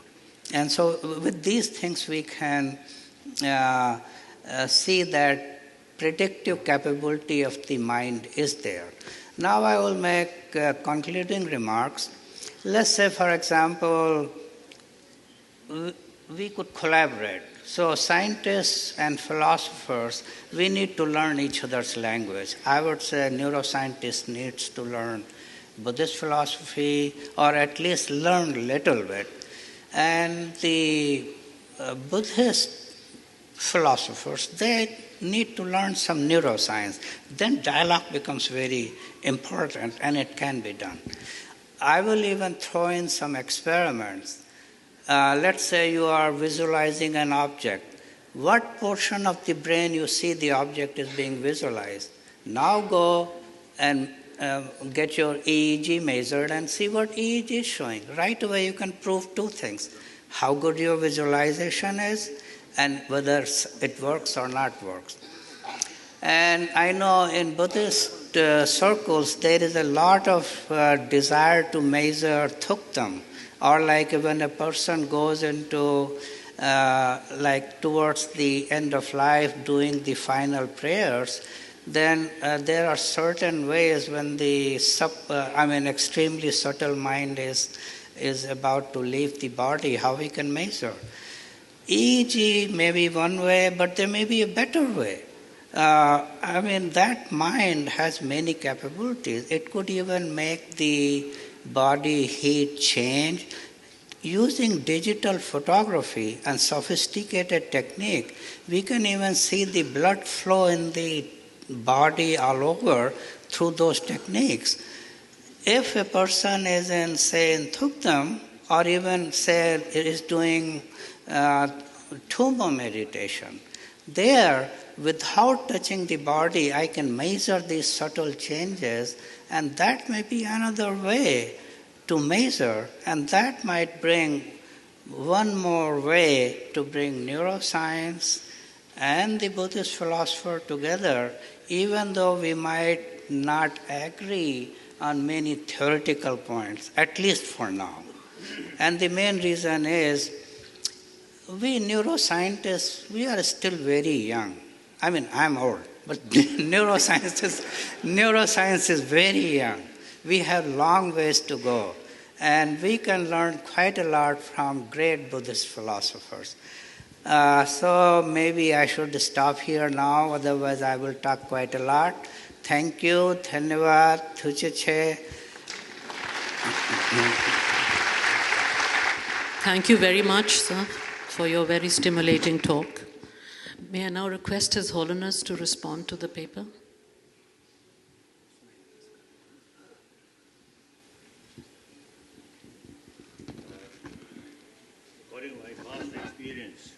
experience. I remember clearly 1979, my first visit Soviet Union, then still Soviet Union there. I met some scientists. Then I mentioned when I touch sixth mind beside sensorial consciousness, then the scientists immediately reject. That's a religious matter.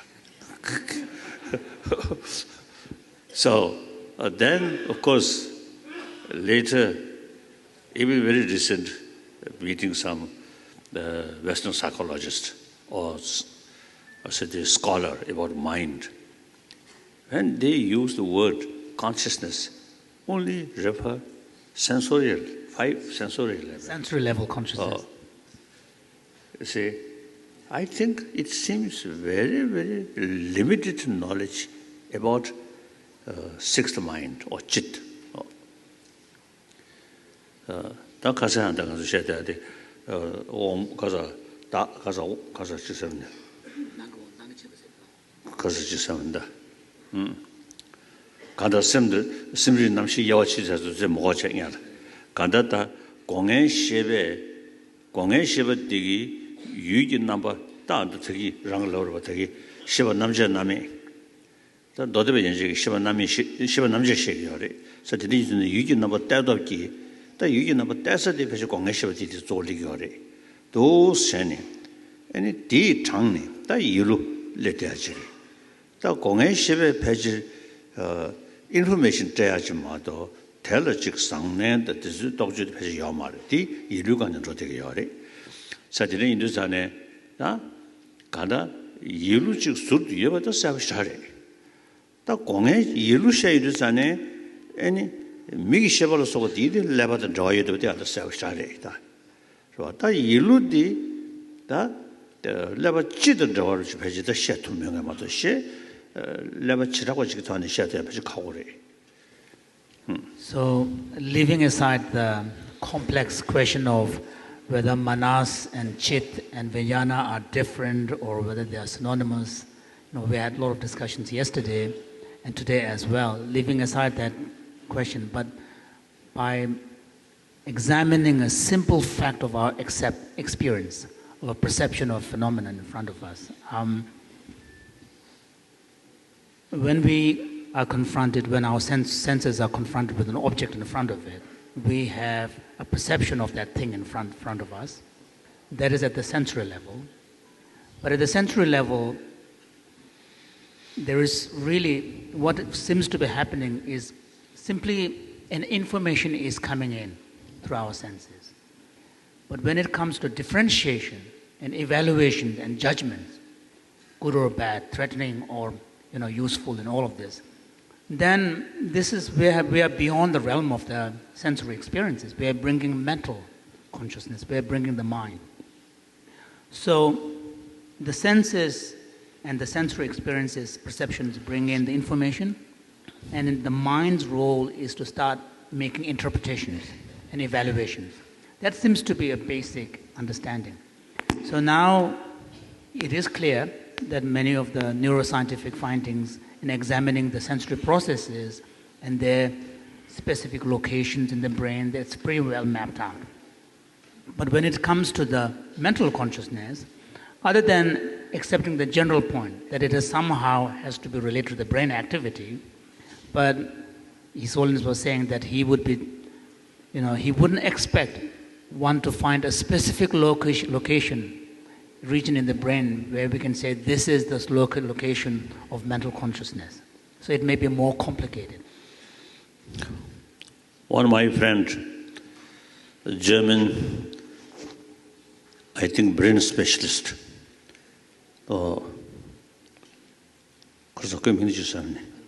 Wolfsinger.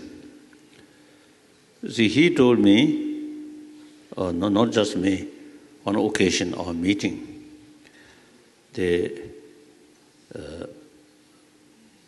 whole sort of brain, usually you see work, the interdependent, in total interdependence, in a connected way. Then he actually mentioned the there is no area on central authority which control brain. There's no such thing. So he mentioned Buddhist concept of anatma is more suitable according to that. Atma is something center that's not there. He mentioned. But in any way, there's something different question. So now, as yesterday I mentioned, Totem 중에서지 여타주를 왔다. So yesterday, His Holiness was saying that he talked about the phenomenon of Totem, the kind of realized masters after death staying in a state of clear light. And also, so that's a phenomenon. And similarly, there are facts of individuals who can recall past experiences of past life, which also is a phenomenon. One of my friends, now no longer, he also is a genuine practitioner. Now when he is sort of meditation experience reach deeper, then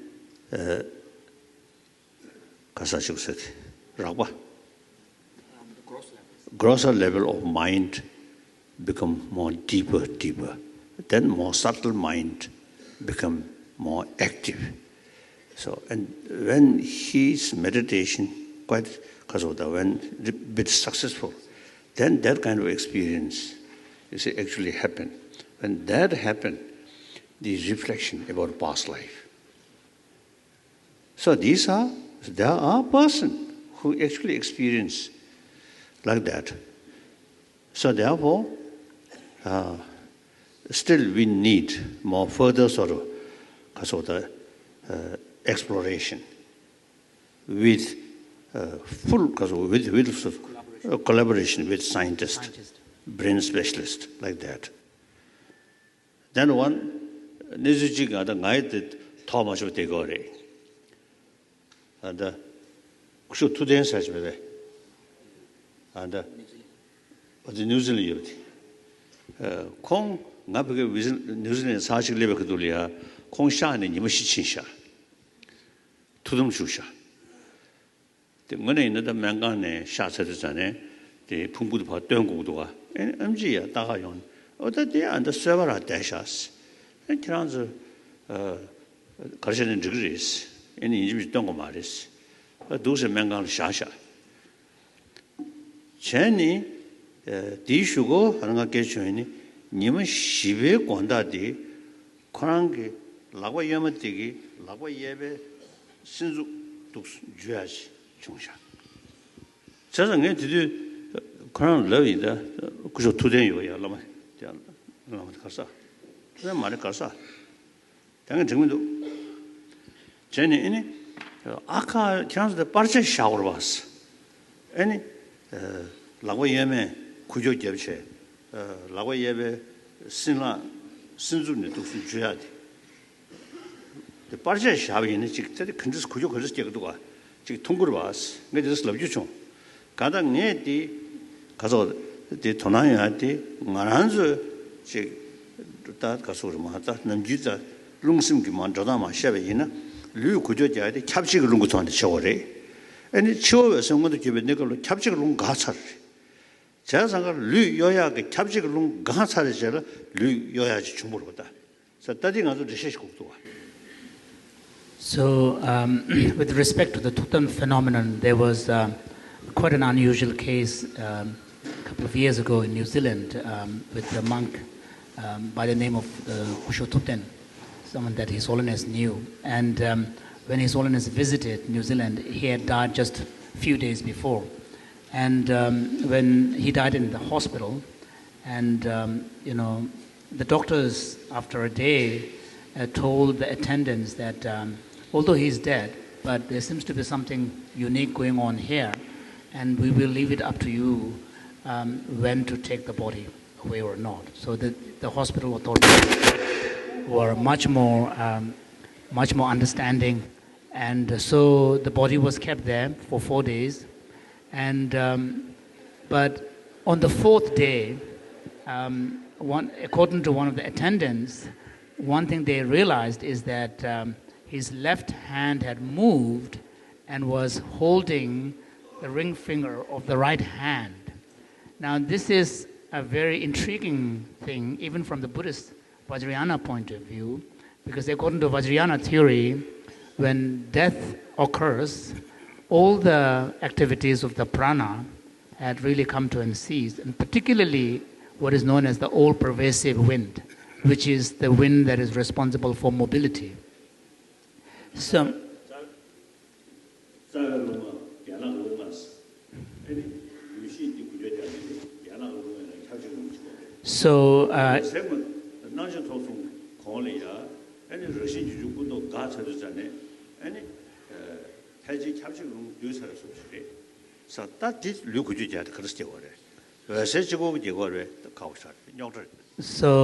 this poses a problem because within the Vajrayana physiology and understanding of the relationship between body and mind, one postulates 5 primary pranas and 5 secondary winds. And so one of the 5 secondary winds is called all-pervasive wind that is responsible for the mobility, movement of the body. And at the point of death, all of these activities are supposed to have ceased.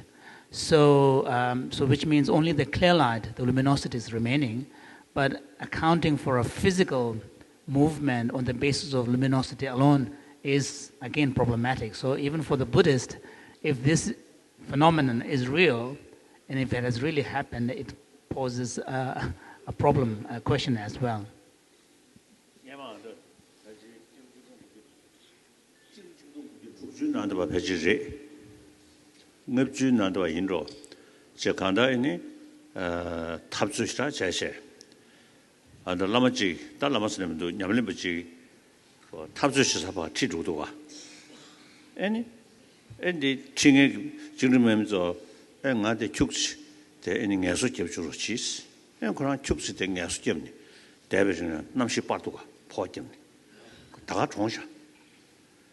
자장어다 되게 남시 빠네 다 간다 셈을 미게 지 가서다 다 냠는 다 간다 롱심지 다 롱심부터네 애니 간다 된제 영향지 연구도 같다 풍부다 남시 바 카체네 다 포화사도 신고로 자 여야 여 터지르지 So there is also another phenomenon known as transference of consciousness, which is in the Tibetan, Indo-Tibetan Vajrayana tradition.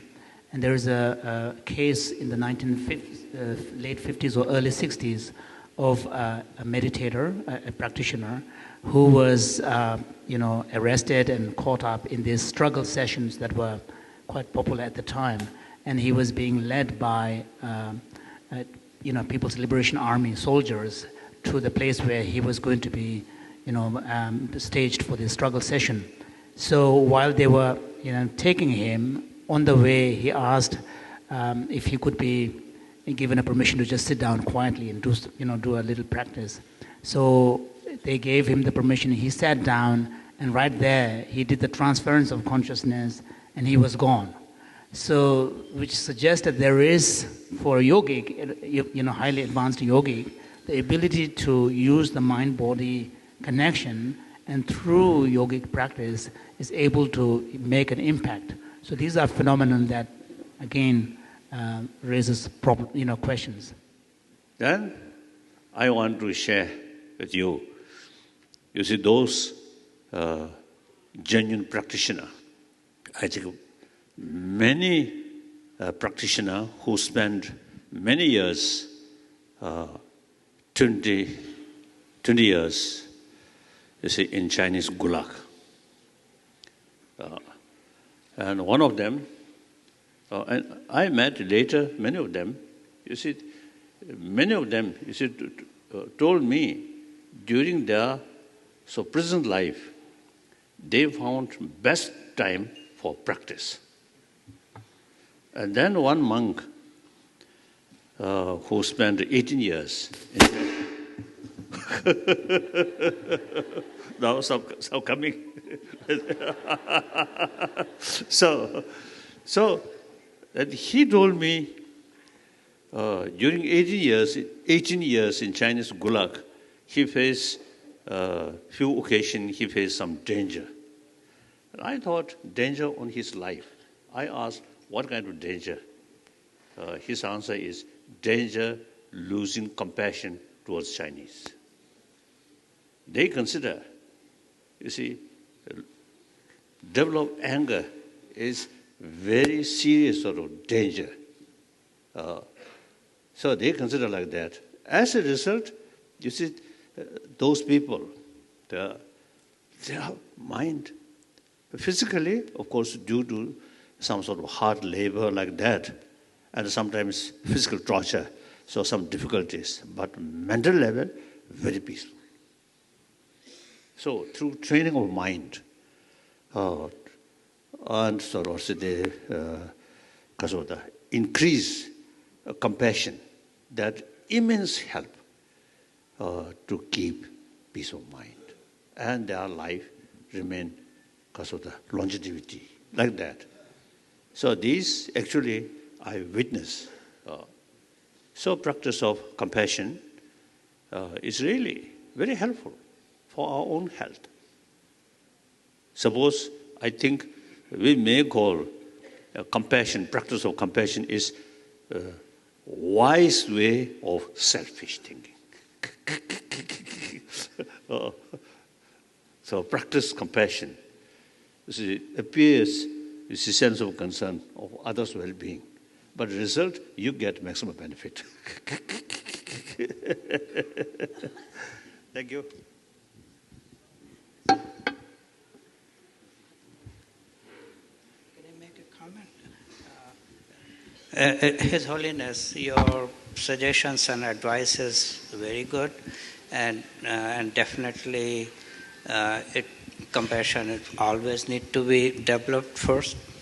When I was talking about Totem and even Tumo, my suggestion is that measuring through EEG, we touch the body, it could be disturbed. But if we do it without touching the body, through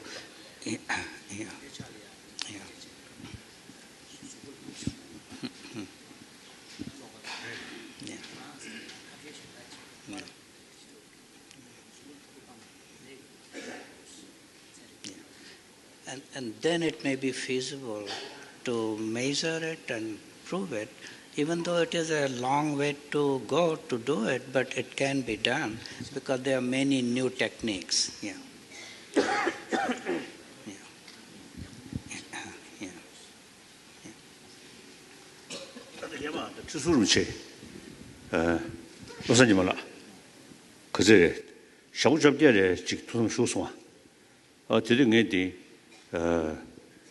텔레멘갈이야 지금 여자 춤이 요래 당체셔야지. 님은 것도 심이 쉬고다 루미스도 쉬셔야지. 네 텔레멘갈럽체. 아니마 드디어한테 지금 여자 답답으로 지기. 데 로종 대셔지 미르죠 대바친. 저저스디 리지 디비스리가 반저체체. 또 세리. 우리 루미치기 유관이야 로그디도 많대. 신 휴고 리지게 전에 the namjuta gazoda dead person be yong mashibde 직 따로 the cancer the hit yungibeso do yebeso do stand the shit to 말이지. So dedication so that result had 가서 무튼이 직 냠십지야 돼 뺏겨줘 버리셔. 천주부님 놀러도 줘야 돼 뺏겨줘. So there was a case of the death of passing of one of the former Gandhentiba, the head of the Gelug tradition, in Drepung in Mongol. And when he was in the Totem state on the 4th or 5th day, His Holiness then immediately instructed the Dalai hospital in Dharamsala, which has a portable set of machines that have been left by Richie Davidson's team, to use this on Totem project. But it was just a small portable machine. So, and some people have been trained how to use this. So, His Holiness suggested that some people go down. So they went down, and supervised by Richie from a distance. So they put all the electrodes on Rinpoche's head. And Rinpoche was in this state for altogether almost 20 days, 18 or 19 days in this Totem state. So quite a number of recordings have been made. So later, His Holiness was saying that he had conversations with Richie Davidson, and Richie shared with His Holiness that looking at the raw data, there seemed to be sort of certain hints of signals, unusual, which at this point is very difficult to interpret or make any sense of, but they are very unusual, something that one wouldn't expect in a dead person's body. So the point is, His Holiness was saying that there are opportunities where neuroscientists and Buddhists can really collaborate so that more kind of informed experiments and studies could be done on these phenomena. Thank you very much. We'll take up the other questions during the discussion session in the afternoon. Your Holiness, I have been asked to highlight the salient points of the proceedings of the last 2 days. I'll just take a few minutes to go through what I've tried to recapitulate. I would first of all like to congratulate and thank Professor Nawang Samthanla and the Central Institute of Higher Tibetan Studies for organizing this international conference on mind in Indian philosophical schools of thought and modern science. It is indeed a great honor to have amidst us His Holiness the Dalai Lama, who is not only our revered teacher, but will undoubtedly go down in history as the twilight or renaissance of morality. In this 21st century of dialogue, as mentioned by His Holiness, it has become imperative to have an interdisciplinary approach and expose the younger generation to compassion, knowledge, and intelligence. The coming together of scientists and philosophers has enriched our understanding of mind, even though the nature and function of mind has emerged as a complex issue in the context of Indian philosophy. In the 9 presentations, attempts were made to analyze the nature of mind, how it performs its emotive, cognitive, and cognitive functions, the mind-body relationship, how the different mental concepts such as Atma, Jiva, Manas, Antakarana, Ahankara, Chitta, etc. are interrelated, and the role played by mind in bondage and liberation, and the various methods available in different schools such as Sankhya Yoga, Jainism, Buddhism, Nyaya Visheshika, Vedanta, phenomenology, psychology, and neuroscience. However, I feel that in the heterodox school of Indian philosophy, the Charvak school was missing. In Buddhism, mind, variously termed as Chitta, Mano, Manas, and Vijnana, is not regarded as a substance, but is supposed to be the ground of consciousness as well as the abode of subconscious operations of mind. The 3 core features of consciousness are subjectivity, intentionality, and reflexivity. In other words, the other schools of Indian philosophy generally we find the ground of consciousness is regarded as an independent and known substance, which is called Atma, Jiva, or Purusha. The soul substance in some schools, such as Vedanta, Jainism, and Sankhya, is regarded as conscious by its very essence.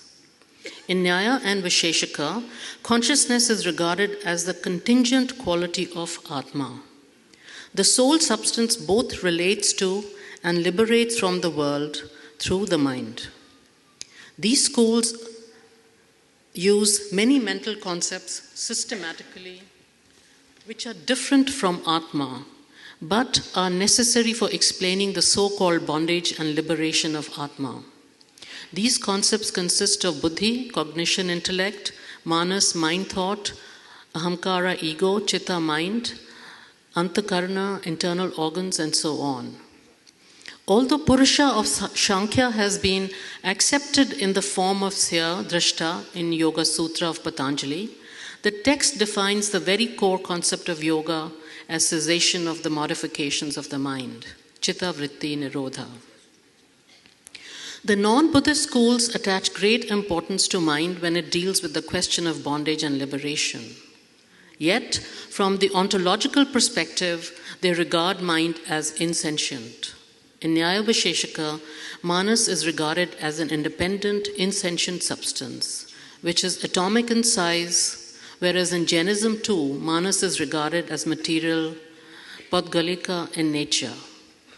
In Sankhya and Yoga, the internal organ consisting of Manas, Buddhi and Ahamkara, is supposed to be the manifestation of insentient primordial matter called Prakriti. In one of the papers, we also saw how Schrödinger denounced a basic illusion in an ordinary and scientific materialistic view of the world by deep assimilation of Indian philosophies that helped him to address the mind-body problem with no concession to either dualism or monistic materialism, and creating a broader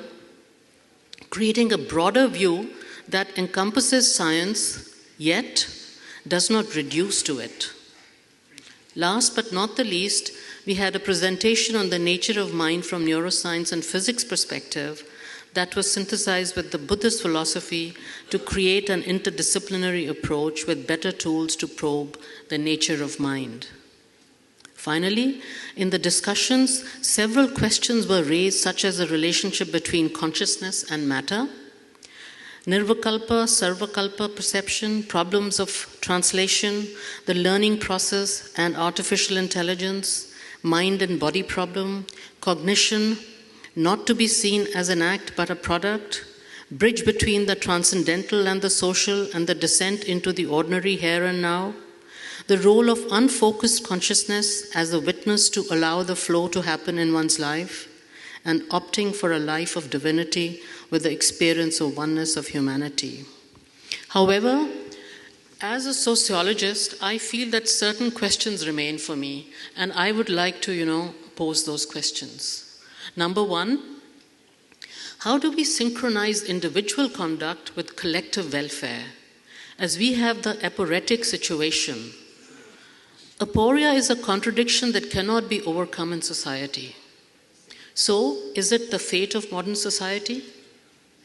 Is there a possibility of a non-ambivalent, non-aporetic ethical code?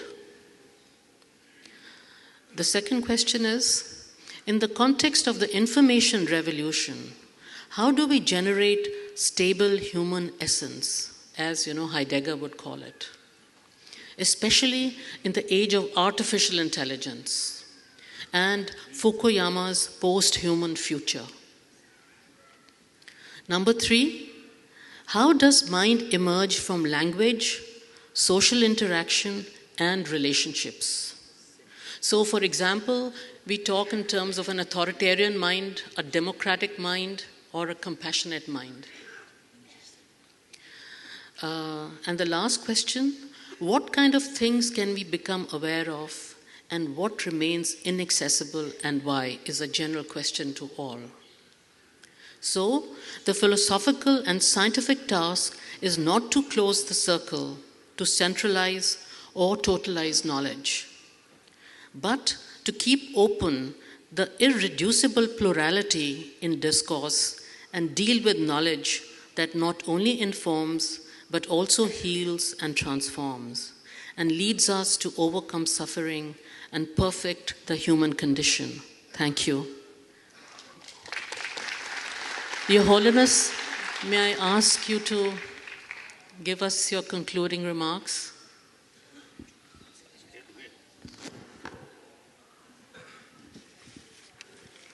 Nothing.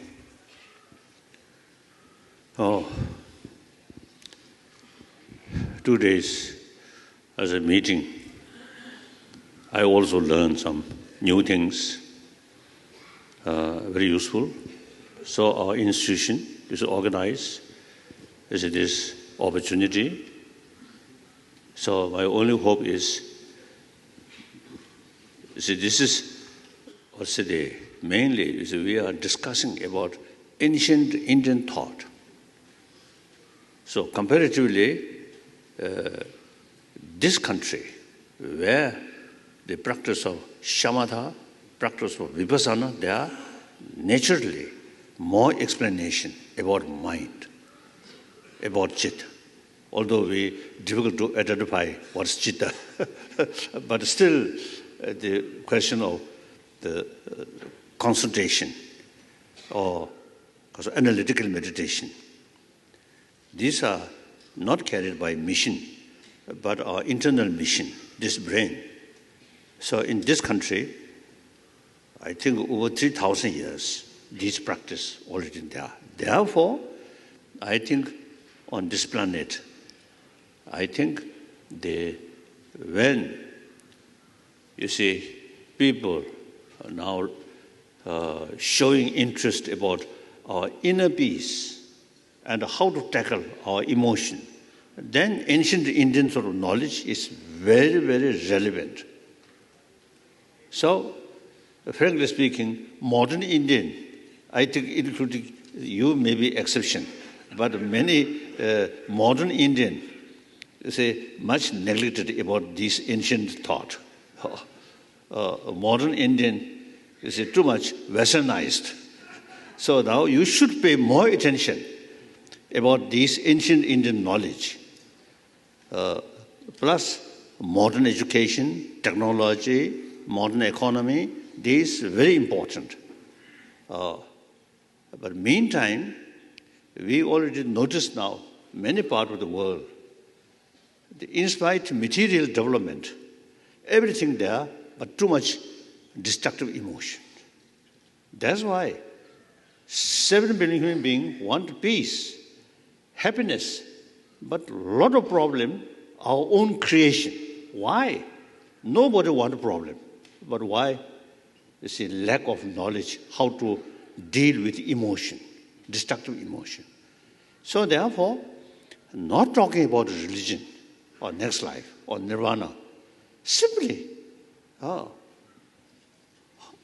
it is our sort of entire humanity's responsibility to create peaceful world, happy world. Everybody wants that. But in spite of that desire, too much emotion, so that when emotion develops, they no longer properly use human intelligence or holistic view. So therefore, you see, now it is very, very important ancient Indian knowledge tackle about our emotion. In order to do that, we need the clear picture, whole emotion. Then much easier to deal this emotion. Purely consider as an academic subject. Yesterday I mentioned the hygiene of physical, similarly hygiene of emotion is very important. Now in that respect, the Indian tradition really have great potential. So now modern Indian should not forget the ancient your knowledge. So India is the only nation on this planet who can combine modern facility, modern education, modern technology, science, plus the education about our inner peace or tackle our emotion. India is the only nation who have this sort of experience. So you can combine these two things. So not necessarily entire Indian should be believer. No. Remain some Muslims, some Hindus, some Jains, some Christians, some Buddhists, or non-believer. Okay. But everybody have this brain. And this brain source of emotion.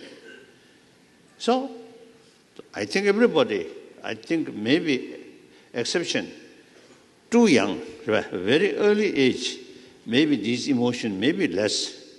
And gradually we grown up, we consider more smart than much more emotion. So therefore, you see, it is very important, full of knowledge how to deal these destructive emotion. Purely secular way.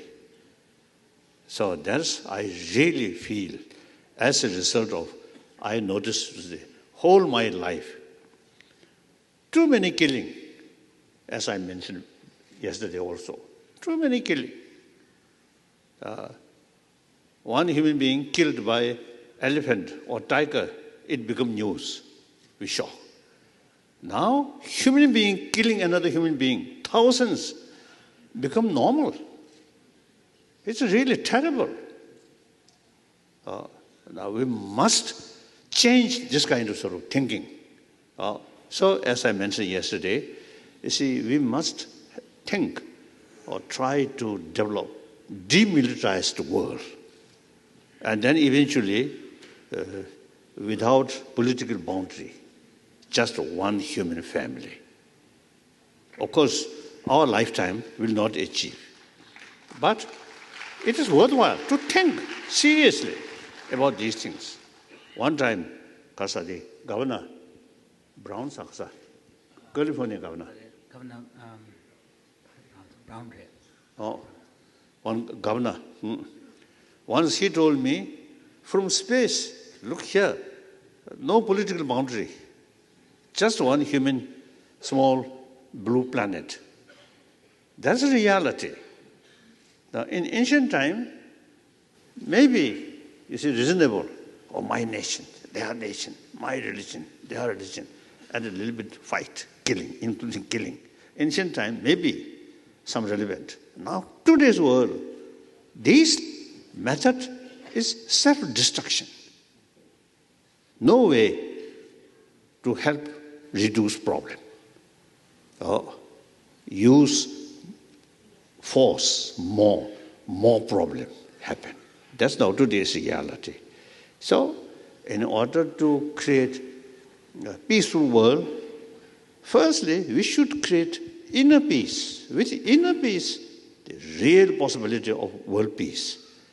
Without inner peace, difficult.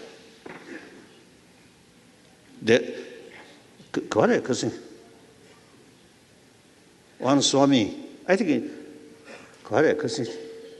really pigeon, more sort of peaceful sort of experience or something. I don't believe that. People usually, you see, or signs of peace, pigeon release. I don't think. Even sort of the billions of pigeon released, relief will not bring peace. Peace must develop within ourselves. That also, you see, not due to lack of intelligence. You should have full sort of alert our mind, knowing everything, and knowing consequences future, not only our lifetime, but whole this century and next century. Go like that. Our intelligence fully alert, but at the same time, not becoming slave of destructive emotion. That we can do. We can do. Like that. Thank you. So this kind of meeting, eventually, I think should invite, say, more graduate students already from different university. And then also, this morning I mentioned, is in this kind of meeting, I think worthwhile take in some of our big monastic institutions in South India. All those ancient Indian knowledge, including non-Buddhist sort of different school of thought. See, we monk students, these big monastery, at least 20 years, 30 years study. So ancient time, you Indian, our guru, we are Chela. Now modern time, it seems original Chela become guru, teacher. So the tradition of our guru is not yet to learn these things from their Chela. So in any way, our common responsibility to revival of ancient Indian knowledge, firstly, in order to create more sort of full of knowledge about external matters, internal matters, and mainly peace of mind. And then India, over 1 billion populated nation, a democratic nation. So you can make significant contribution to the rest of the world, I feel. So thank you very good. Thank you very much, Your Holiness.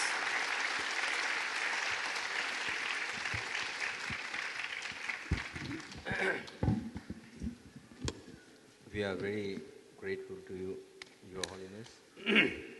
For your kind information, we have invited young scholars and students from many universities throughout the country, and also from various monasteries as well. So we are very grateful for being with us during this 2-day conference and providing guidance and contributing immensely to this conference. As Your Holiness has been making attempt to bring peace in the world, which actually is unimaginable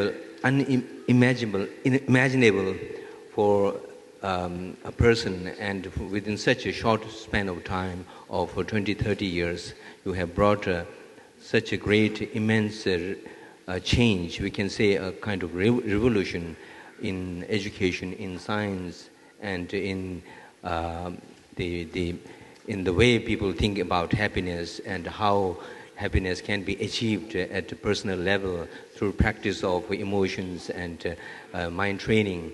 So I think this is one of the greatest contribution that you have made in education and in religious harmony, and to bringing human values and suggesting and giving teachings in bringing human values in education, and which has benefited millions of people throughout the world. So on this occasion, I would like to really immensely grateful, and we all would like to express our gratitude to you. Thank you very much.